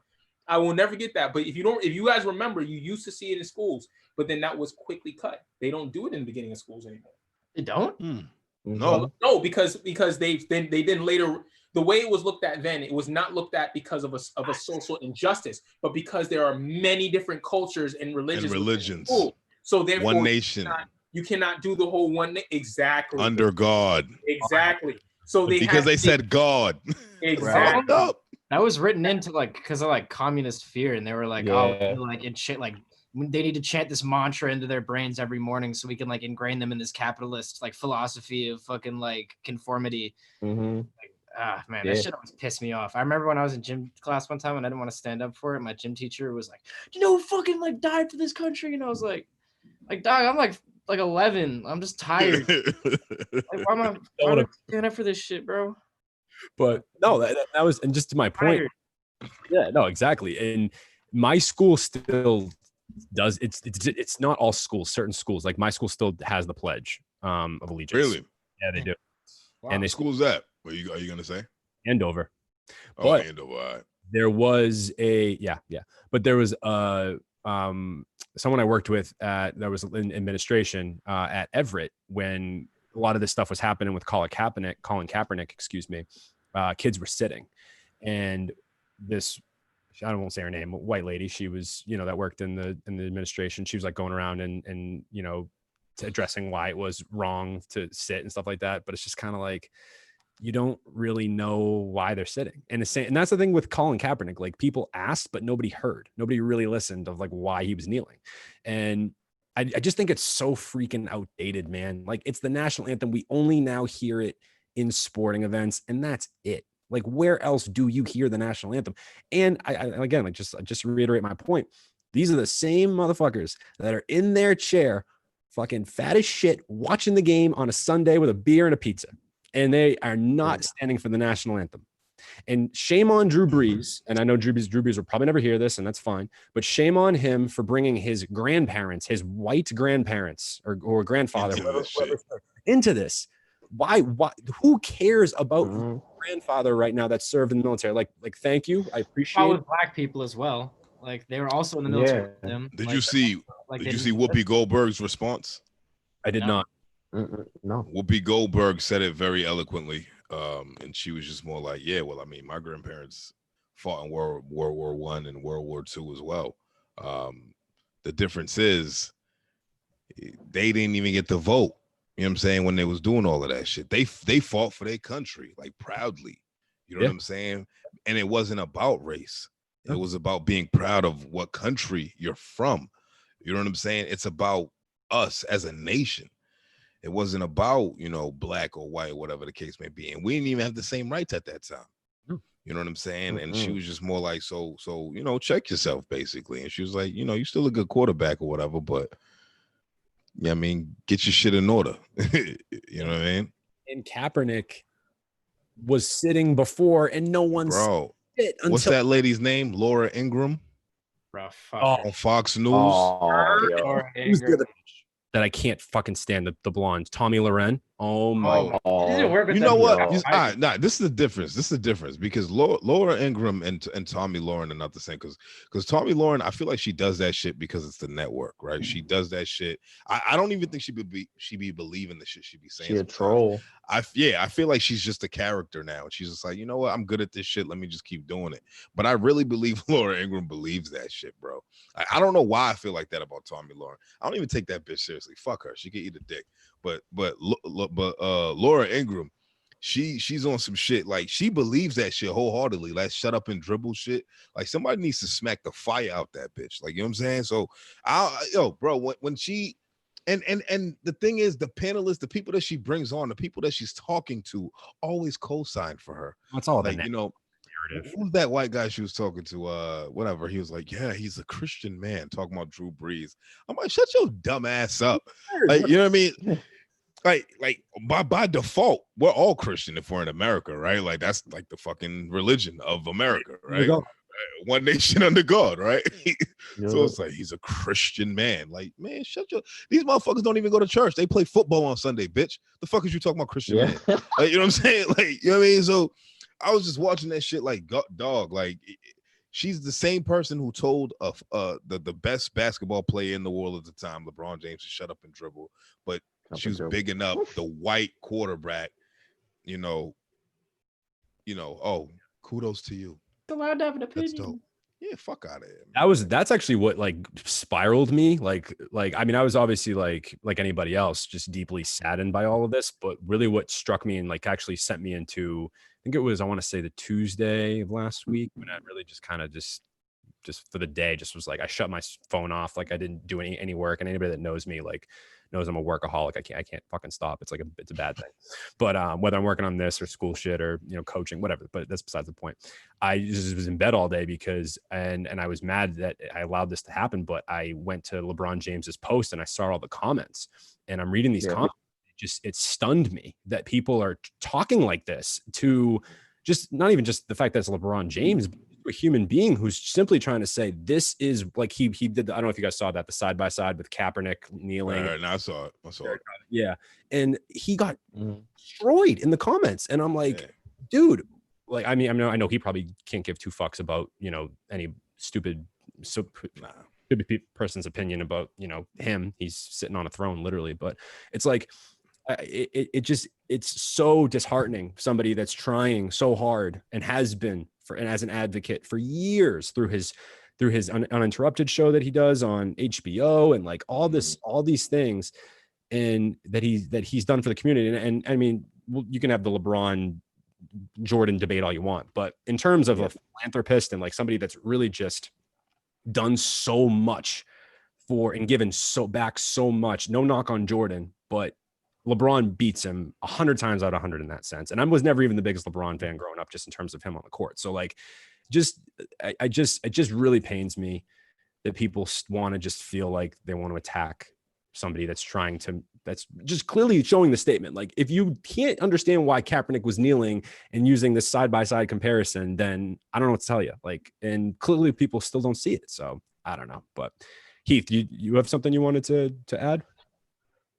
Yeah, I was gonna just bring it back to the part of what Z mentioned, to have like 70% of white people don't have any black friends or stuff like that. And like, I was kind of like, when he was saying that, it kind of just jogged my memory. But like, back when I was in high school, like, that was super, especially in Canton, that was super normal, where like all the black kids would sit at the one table.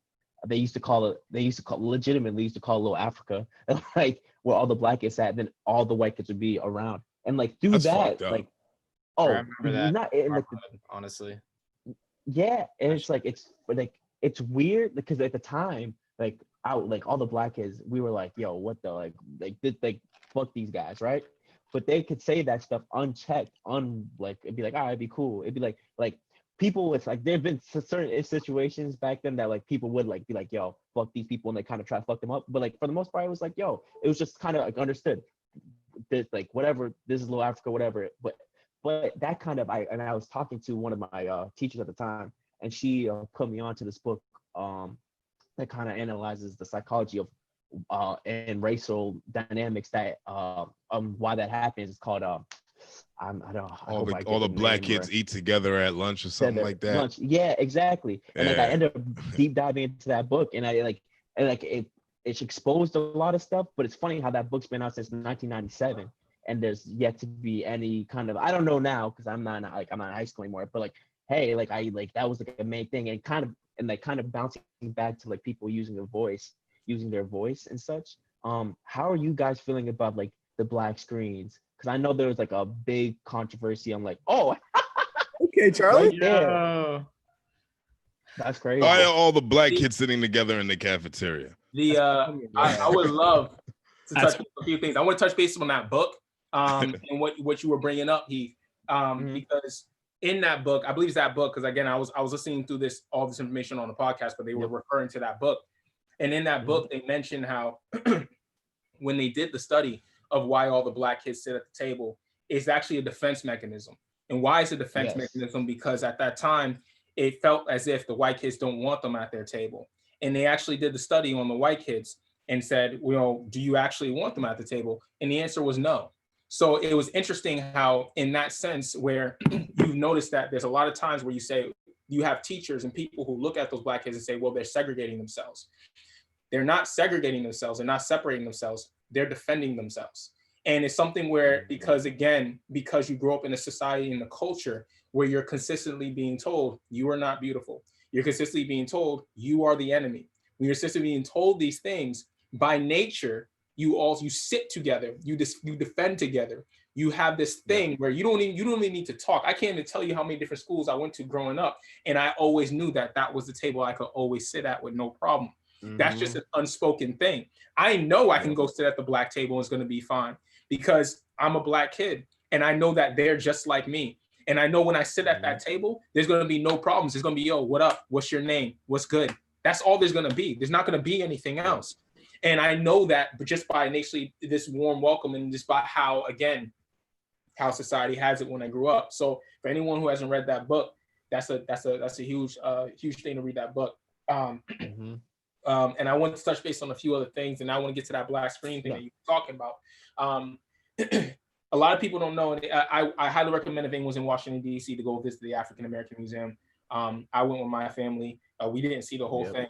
I definitely want to go back. But it's really interesting how they talk about the beginning of slavery and how just for this idea of whiteness is not a world-renowned thing. It's something that America started, which is why also this whole issue that's coming up for racism is so important, because it started here. And since it started here, it has to end here first. And in the beginning of slavery, all people were slaves. Slavery was a normal thing for anyone who doesn't know. It was something, it was a transactional for work. It was something where my family's not well off, your family has, I will come work for your family. You will pay me for X amount of time and I can go do that. Those were slaves back during this time. And a lot of people don't know as well too, but slavery started in the coast of Africa. We all know it started right off there. And it was something where when they landed, when I mean by landed, I do mean European, I do mean white people. When they landed, it's something where it wasn't innately something that started off as terms of negativity. It was a negotiation.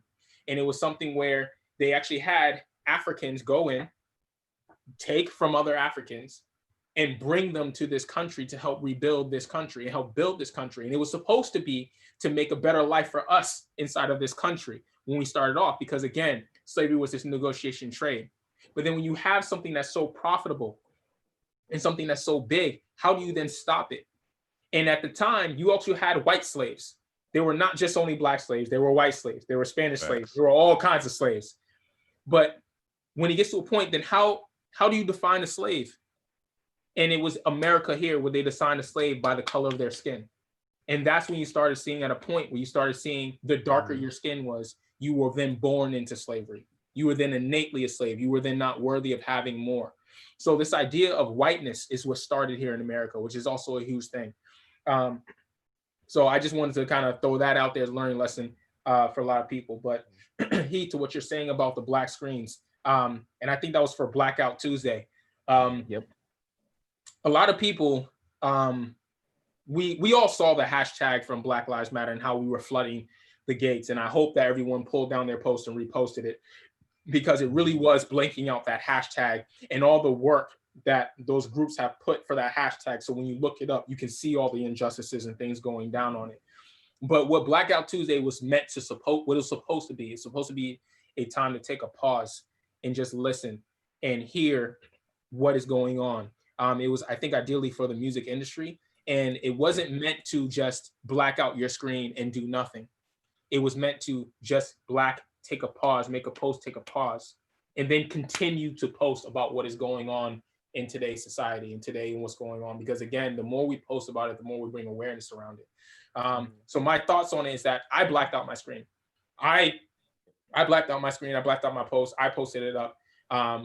And I am completely guilty of first doing it on the Black Lives Matter. I then immediately took down my post and then reposted it. So that way it would then not ruin the hashtag. But then I also continue the post. And I left it up there because even though it's a moment for pause, it's symbolism of the day. It's symbolism of what goes on. So I continue to post. I continue to still post things. So it's not just a black screen. But anything that brings awareness, anything that when people can see it, they identify to it, I'm going to do it. Because the more and more we flood it, the more and more we talk about it, the more and more it hits people's eyes is how we're going to bring about change. Mm-hmm. I agree with that. You know, I'll be completely honest, man. I'm guilty of not really fully understanding the whole blackout thing. I understood that it was a good thing, like where it was more like, okay, I didn't hashtag anything because I didn't know what was right and what was wrong. I literally just posted the black screen. And I was just more like, you know what, man, like I'm standing with my people. I see a lot of people that I respected posting it. And I was just more like, all right, I'm with it. You know what I'm saying? I know that I have a voice, and I know a lot of people are looking for me, looking to me to speak for them. So I said, you know what, I'm gonna do that. But at the same time, I, like you said, I didn't stop posting about, you know, what was going on because I didn't feel like it would be fair to not post. There was a lot of mixed signals about that. Like there was a lot of mixed messages about what you're supposed to do and things of that nature. So I was just more like, I'm like, yo, shit's not stopped. Like, I mean, shit's still going on. So how can we not keep talking about it? You know what I mean? So that's, you know, but that's that. But I do want to touch on one thing, which is self-hatred, you know, as Black people, and not just Black people, just people in general, and how that's taught within different cultures as well. like I said, I'm Haitian. My parents used to tell me, you know, I don't think we ever really had any like self-hatred things or whatever the case may be. My mom, we grew up in a very loving household. Like I was, you know, my mom and my pops weren't together, but my mom always was very loving. There was a million I love yous, a million you're beautifuls, a million you're strong, and like very empowering words and just strengthening verbiage in my household. But what she used to do though, at the same time, I used to hang out with a lot of Dominicans, Puerto Ricans, whatever the case may be. She used to be like, well, you gotta be careful with those motherfuckers. You know what I'm saying? Like, you know, they do this, they do that, and whatever. And I'm just more like, yo, ma, like, they black too. That's how I always looked at it. I was like, they black too. You know what I'm saying? I don't know if it's because they spoke my language and we grew up in the same neighborhoods and we did the same things. And but not only that, it's that I would go to these people's houses. Like I'd say I went to a Dominican's crib. They was eating the same shit we ate. They just spiced it up a little different. You know what I'm saying? That's it. They just prepared the food a little different. I was like, yo, oh, y'all eat plantains too? I had white friends. I go to their crib. They wasn't eating no fucking plantains. Like, you know what I'm saying? So it was different common grounds. I was just more like, nah, these are my brothers. Like they like us. Or you know what I mean? No, I went to OB for high school.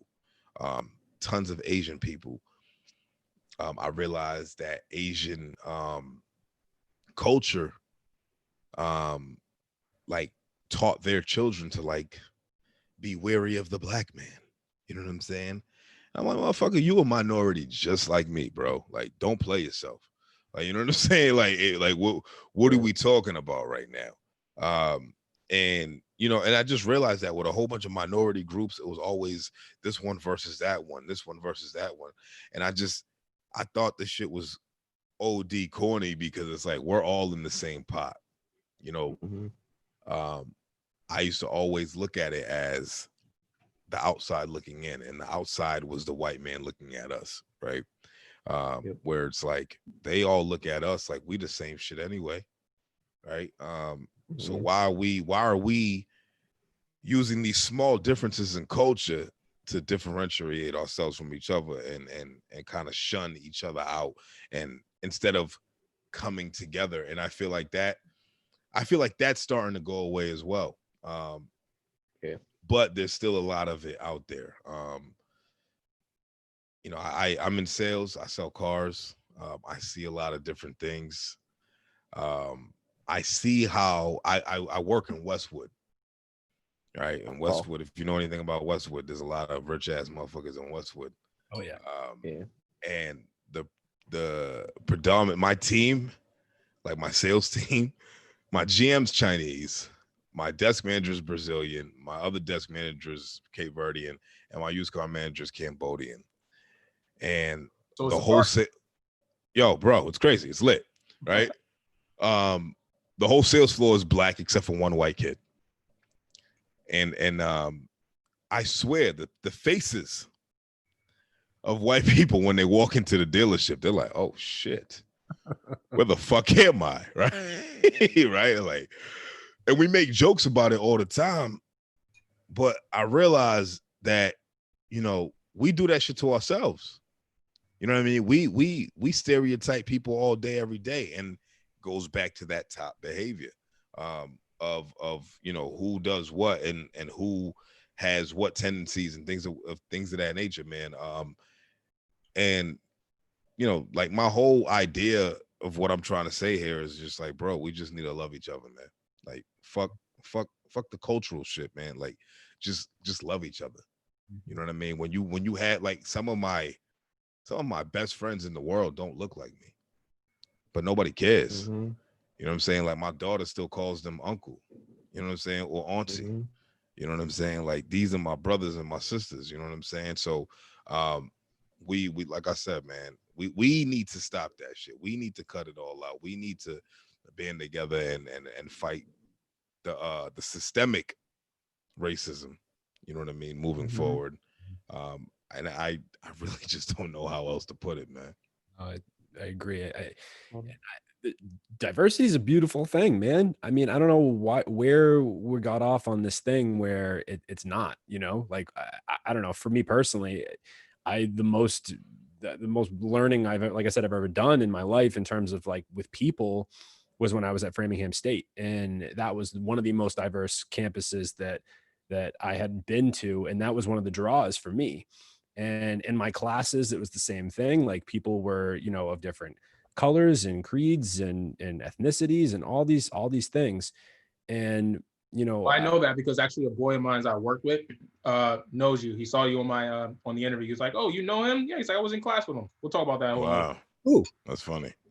I ain't gonna snitch on live. What do you mean, dog? Oh, okay. All right. Tell me after then. Tell me after. I know a guy.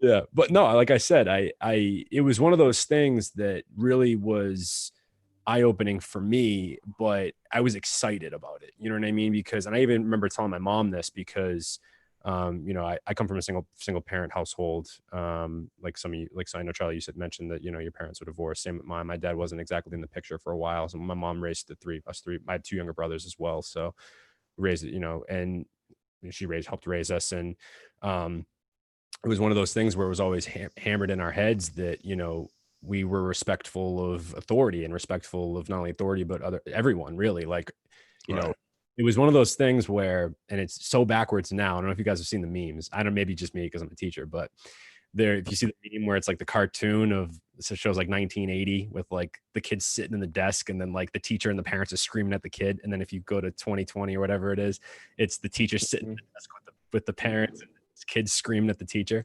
Like, my mom was so that former, you know what I mean? Like in terms of, I mean, granted, like my brothers and I, like we were very well behaved. Like she friggin' like she had us like on a leash, but like in terms of like, if any, God forbid anything, right? It was always like, she never believed us, right? It was always, always believe in the teachers and whatnot. Like she was like, what did you do? Like, why did you? So she just hammered it in my head, like from a very young age, like you treat everybody with respect, you do what you're supposed to do. And like, whatever, like I couldn't bring home lower than a B-, like blah, blah, blah, blah, blah. But I remember vividly when I went to, I toured a couple of different schools at the time. And one of them was Assumption. And I just didn't feel like I fit in there. It just, no, I don't know. It didn't seem like it was an environment that would be conducive for me personally, just because, like I said, like going back with Aristotle and myself, like coming from relatively, white communities or high populated communities, I should even honestly say. I was, like I said, excited for something different. And really, like I said, when I got to Framingham and saw the people there, and like I just, for something I fell in love with, I was like, this is really cool. And it was amazing because I got to, like I said, meet so many different people and learn from so many different people. And I think that's the biggest, most important thing is that, we all have something that we can learn from each other. And really it's sad if, people want to box themselves in, or like you said, the statistic you said that, only, white kids predominantly hang out with white kids. That is so upsetting to hear. But it's not something I ever really thought about until you said it. You know what I mean? What it is it's adults, believe it or not. So what it is that when it comes to networking with adults, mostly white adults have only other white adults as friends.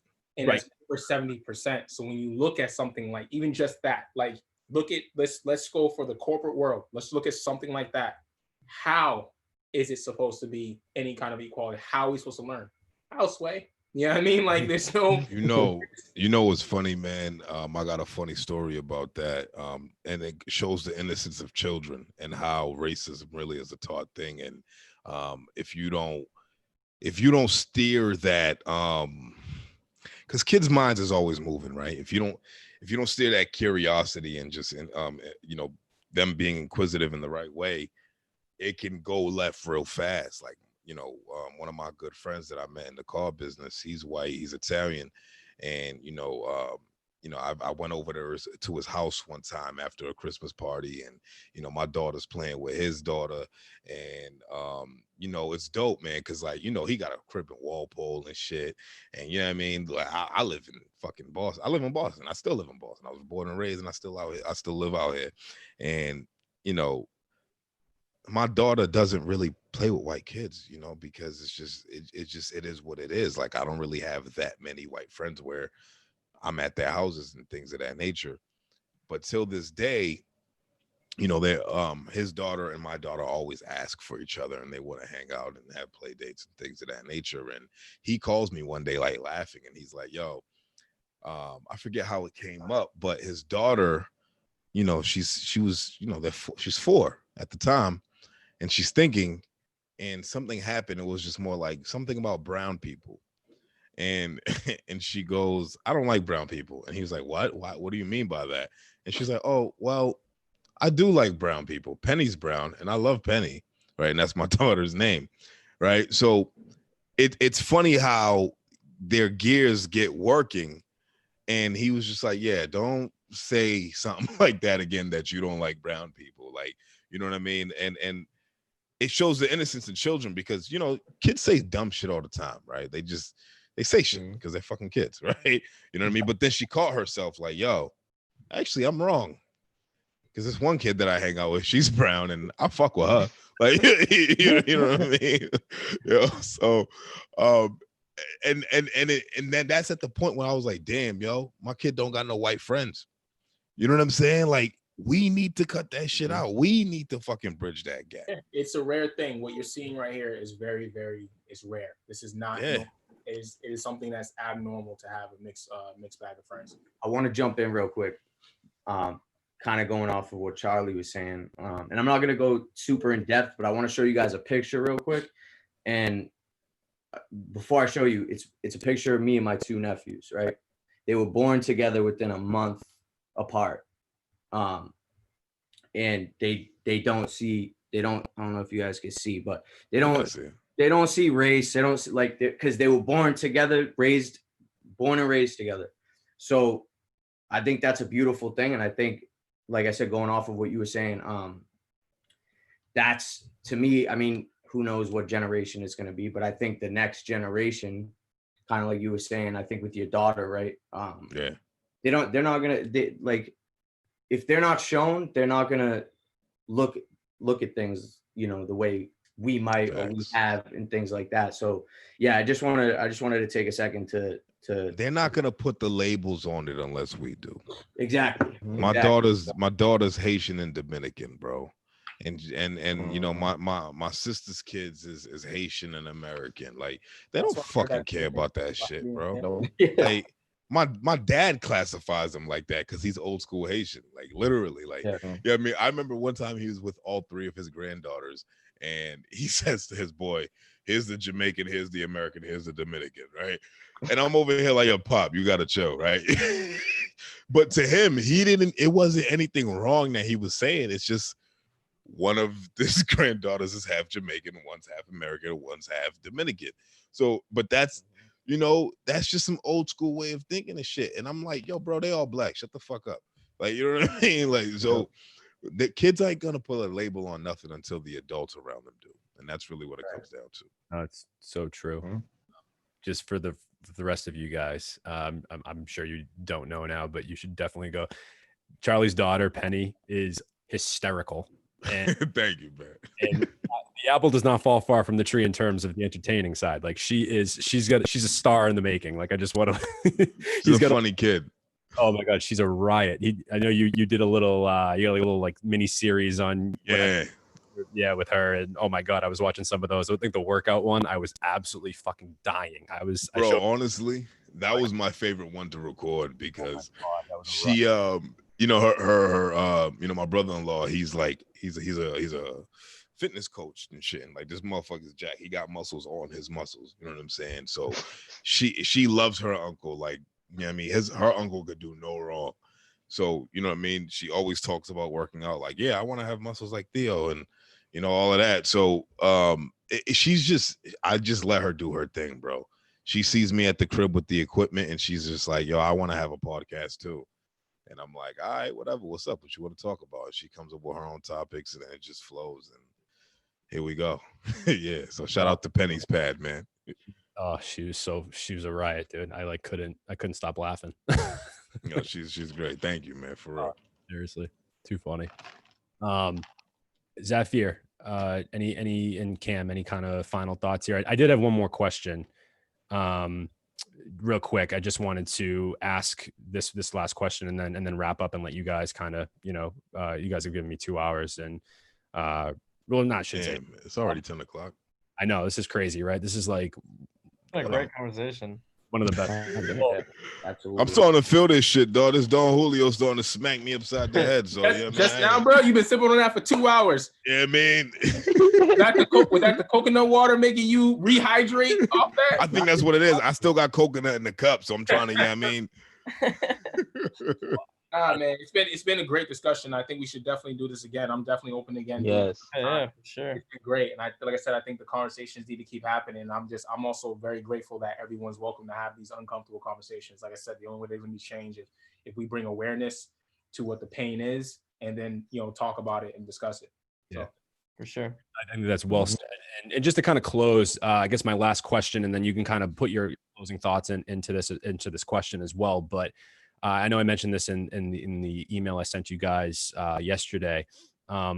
Really, I think the point of this, I think we've done a lot of educating tonight, but I think now the action I think has to happen. So from here, and like you said, Z, I don't know about you guys, I'm very down to again like soon, because I think that this was like this energy is great.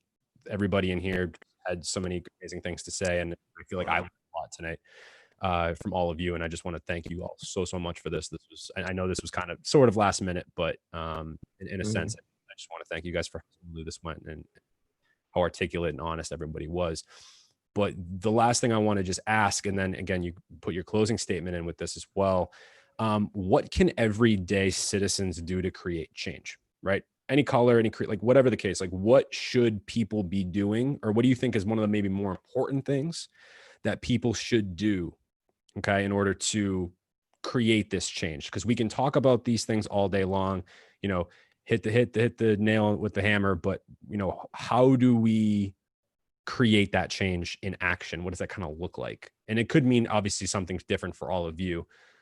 So does anybody want to start that off? And again, like any last remarks, and then to kind of answer that question, go ahead, Heath. Yeah. I would say just vote. Like voting is mandatory, especially for this younger demographic, because I think the past 2 elections, even for the primary, the age group of being under 20 to 25 has been they haven't been going out and getting out there. And we are the people who are wanting these changes. Everybody else is they're kind of satisfied with it, where it's like, hey, it's been this way. This how it's going to be. But as young adults, we need to get there and vote. Elect the people whose policies you actually believe in, who actually you think can make a change in the system, and that's how you're going to get a lot of tangible change. Maybe not quite immediately, but with the not just voting, but educating yourself and having really educated voting. Because I know when I voted back in 2016. I voted for my first time. I know I wasn't quite educated besides the presidential one. So guess what? I left the other ones blank, and that could have been a vote that benefited many causes that I align with. But being educated in voting is the main thing. Yeah. Has anybody heard the artist Yellow Pain by chance? No. I'm trying to remember the name of the song. I'm going to look it up real quick while somebody else goes. But it basically reiterates in a song, essentially. I'll link it in the description for this. And by the way, I'll have you guys, send me links to some of these books and all these resources, everything that you guys have talked about, any notes, definitely send that to me so that way I can link it all in the description. I think it would be nice too for all of us to come together and maybe donate a certain amount of money to some kind of fund that we all decide. Definitely. Be nice too. I don't know if you guys are down with that, but I thought that would sure. as a group. I just real quick, I just want to go off of kind of what Heath just said, and I've been holding on to it earlier as far as speaking on the kind of the younger generation and right now how they're out there. They're talking to their parents. They're trying to educate their parents about this and make them see differently. I kind of, to answer your question, Mike, like what can we do? Just more of that, more of trying to educate people, you know, I don't want to say especially older people, but more people set in their ways about it and really have the conversation with them. We're all on the same page, and this conversation was super dope. And I even learned some things from you guys in between. So thank you for that. But I think the biggest thing is educating the people who really are set in their beliefs about whatever it is. Because like voting, going back to what he said as well, voting is huge. My younger sister, like, she's been heartbroken about this whole thing. She hasn't stopped posting about it. Voting, all of it. So like, shout out to them, and you know, shout out my younger sister, because like I said, like she's been going hard for this. She's really bothered by it, and she's been going in. So I think, yeah, just kind of piggyback the younger generation and do what they're doing. Just educate people who don't really know. You know what I mean? And yeah, Super well said. I agree. No, that's dope. That's dope, and I agree as well. Education and just awareness is everything. You know what I mean when it comes to this. What I think we should do is stop stressing so much about race. You know, I was watching this interview. It's an old interview. It was with Morgan Freeman, and I plan on one day taking his role as God in all movies. You have the voice for it. Thank you. But people tell me voice, bro. I don't know, man. If compared to you, I think you got me. You have a great voice too, bro. Don't take nothing away from yourself, man. But it's stop talking about it so much. You know what I mean? Like we make jokes. I like my favorite way of decompressing and just getting over shit is joking about it and laughing about it, because that's just my way of just getting through it. I like to laugh, you know what I'm saying? And I like to make people laugh.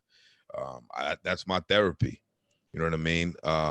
But I feel when we stress it so much, it's like, why do we have to start thinking of, why do we talk about the differences so much? Why don't we just talk about people being good people?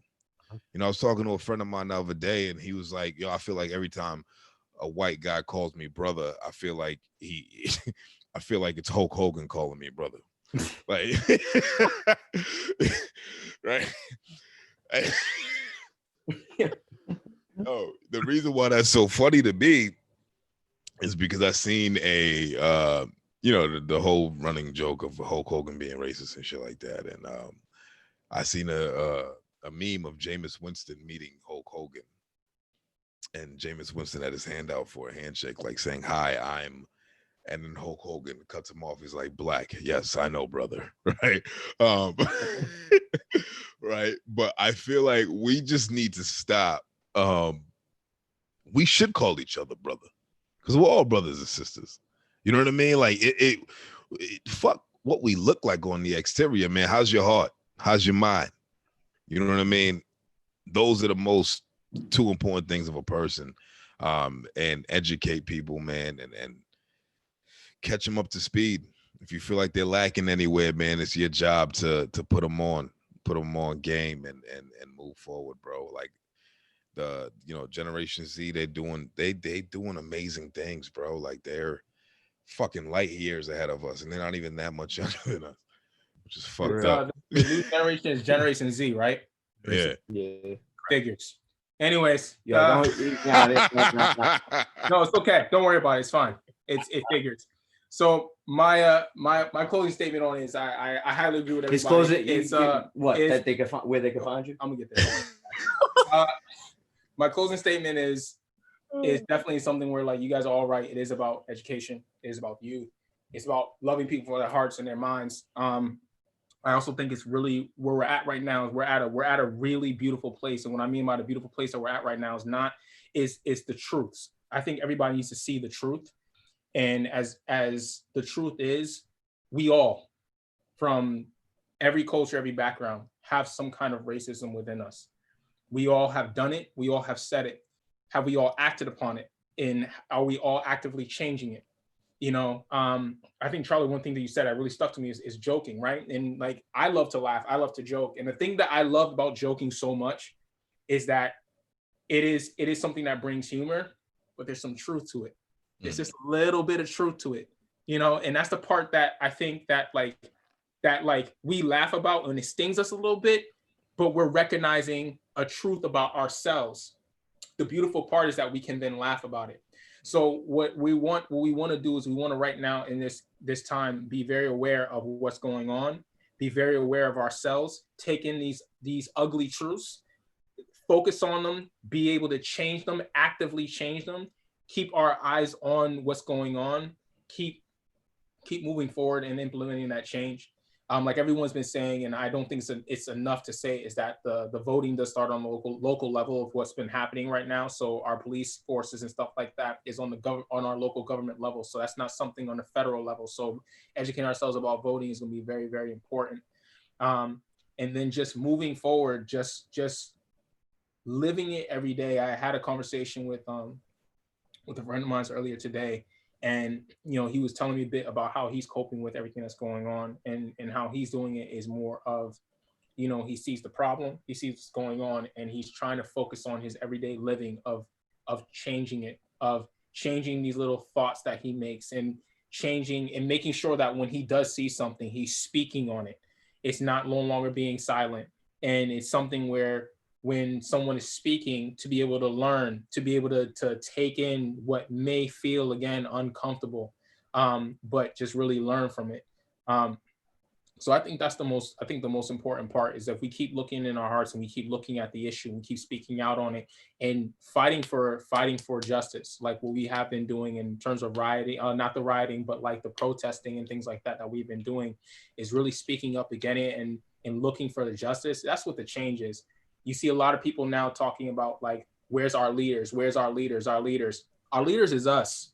Word. We're the leaders. We make the difference.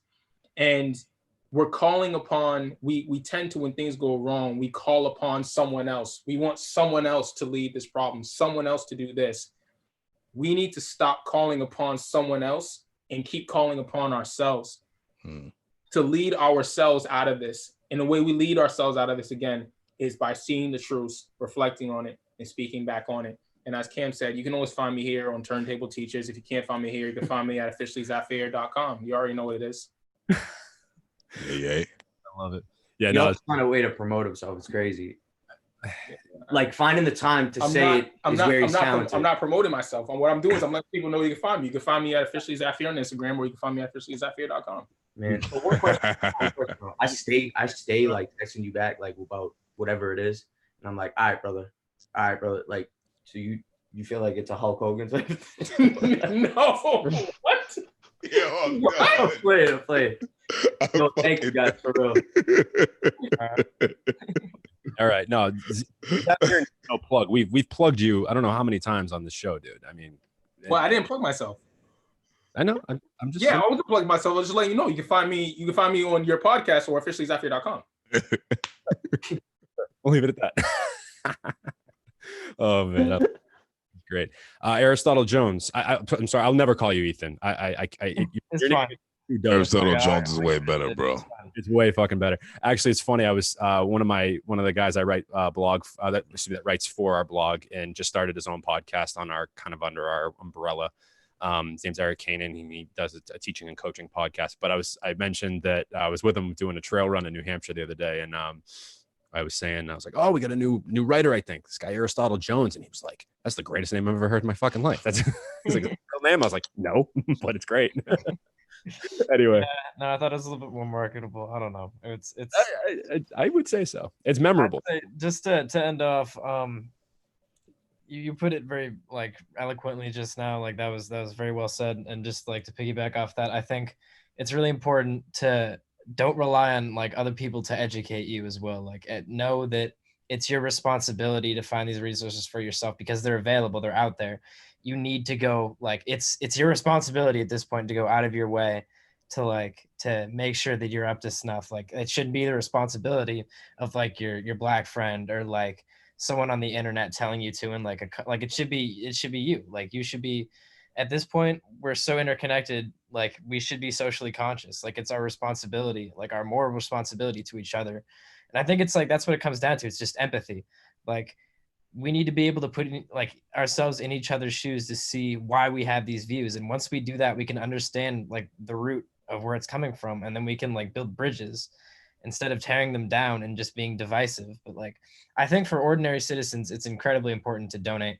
There are a lot of great causes, and that money like goes to very important activities that are benefiting the movement. And like, if you can and you're able to, like, like obviously like social distance, but like the protesting is great.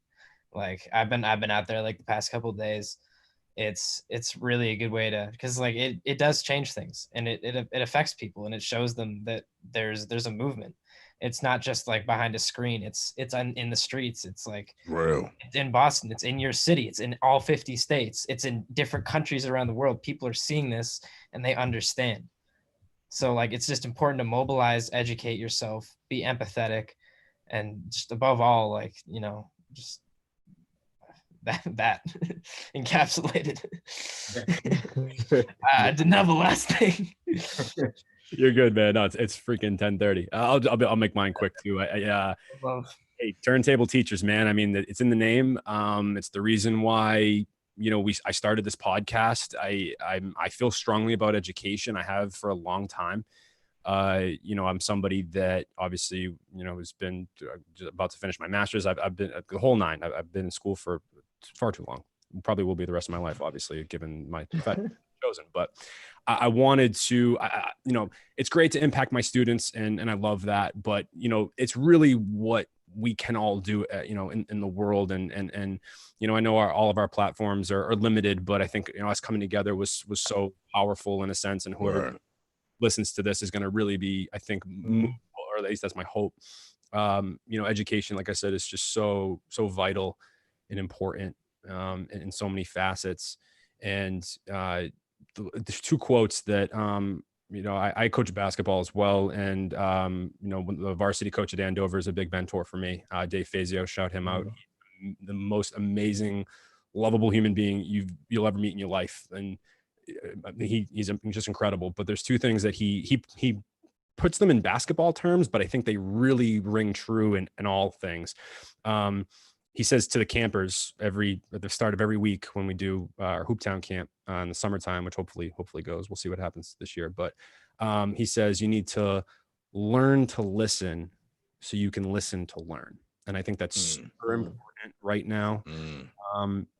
Speaking out is important, right? I think we all did that tonight in a way, but we all listened too, and that was huge. And and it relates to basketball, of course, as well. And then this next piece as well does, you know, you have to be comfortable with being uncomfortable. Okay. And I think Steph Curry is somebody that has also mentioned that a sentiment, but don't quote me, but I'm pretty sure he said something to the effect of that too. And in any situation, you know, there's going to be times you're going to be uncomfortable. You have to learn to cope with that feeling. And if you go through your whole life feeling comfortable, I truly believe you will never grow and you'll never learn, because comfortability is stability in its own right. And also, you know, and there's no real, you know, push to better yourself if you're comfortable. You know, I mean, you see it in, you know, sometimes in relationships, people that get too comfortable and then, you know, they don't have any ambition anymore and things like that. Like, it's just, it's really just one of those things where, you know, it can be being satisfied with, and like, I want to go back to something you said a little earlier, Heath, too, which is you were saying about, you know, seeing all the positive change, and that's awesome, but we can't be satisfied with what we have, right? We can recognize the positive change that has happened, but we have to continue to move forward, and we can't be satisfied with that. You know, I think we're only in I think we're in the first quarter. Like, the game was delayed for a very fucking long time, and now we're finally in the first quarter, and everybody's tuned in. We got to push the fourth quarter, even if we got to go into overtime. Like, we have to fucking continue. Like, we can't stop now. And this is not the last time, you know, we have to have this conversation, whether it's us or just all of us in general. Like, this can't be one of those things where we stop talking about it next week, like we have with a lot of these things. And that's really it, man, for me. And I did find that so it's called My Vote Don't Count. by Yellow Pain. I recommend all you guys and everybody listening to this, check this out. He literally breaks down the judicial system. Oh shit, I do know what you're talking about. Yes. Amazing. Yeah, that's fire. I'll check that out. That sounds sick. So he basically breaks down like, you know, the fact like who you really should be voting for and like where you're voting Right. and how primaries and all the, you know, the more local people that you're voting for. Like people think, oh, and like you were saying, Heath, like, oh, I just thought about only the president, and such a narrow-minded thing because the president just signs off. They're not the ones making the actual decisions. So we got to put people in offices, right? I don't teach history, so I'm not going to go through the whole judicial system. Yellow Pain does a way better job and a more entertaining job than I will at the moment. But just wanted to say that's someone to definitely go look at because and in that music video and in general, because it's so enlightening. When I saw it at the time, this was a few months ago, a teacher friend of mine like sent it to me. Actually, a teacher friend I actually hadn't talked to in a while. She was like, hey, I think, you know, I know you do your music podcast. Hope all is well. Here's this thing I thought you might like. And I was just like, Jamie, this is absolutely incredible. Like, thank you so much for that. It was great. And that was great. It was done really well. Like it's from a hood perspective, but educating people who just don't really know how this works. And I thought it was dope. You know what I mean? I have a history teacher as a brother. So I knew how it worked, but most people don't. You know what I mean? And it was done really well. Not for real. I agree. So anyway, that's really my last things. And like I said, I just want to thank Heath, Zaafir, Cameron Iandolo, Aristotle Jones, and Charlie MaSheen for doing this. You guys were all amazing. I am so grateful for this, and I can't wait to all connect, you know, later. I know, obviously, you know, Heath and I guess I'll plug like Zaafir, Heath and Cameron Iandolo. They got episodes coming very soon on our channel, which were, again, two amazing conversations. Also, make sure you guys go check that out, anybody listening, and look out for some Aristotle Jones blog writing, and we'll definitely get you on the show too, bro. We'll Awesome. And Charlie MaSheen, you might have some other people. You may want to have a conversation with these guys every once in a while. Bro, I'm gonna follow you all, man. Once we get off here, Likewise, man. Right back, for bro. real. Absolutely. CWTFB Radio. That is a amazing Boston hip hop podcast. You guys should check out. Thank you. And one that I've been tuned in for quite a while, and definitely I recommend everybody. I mean, if Charlie's 2.5 hours here wasn't a testament to it, I don't know what is. That's right. Now you got my support, so thank you, bro. I appreciate it, Joe, man. I appreciate all of you, bro. I respect you guys, man. This was dope. It was beautiful. Anything y'all need me for, just holler, man. I'm here. I'm always down to work. Likewise, brother. You already know that. So anyone that was listening, thank you so much. And you'll see more from us soon. And class is officially dismissed. Yeah, all right, my I had to plug it real quick. All right, hold on one second.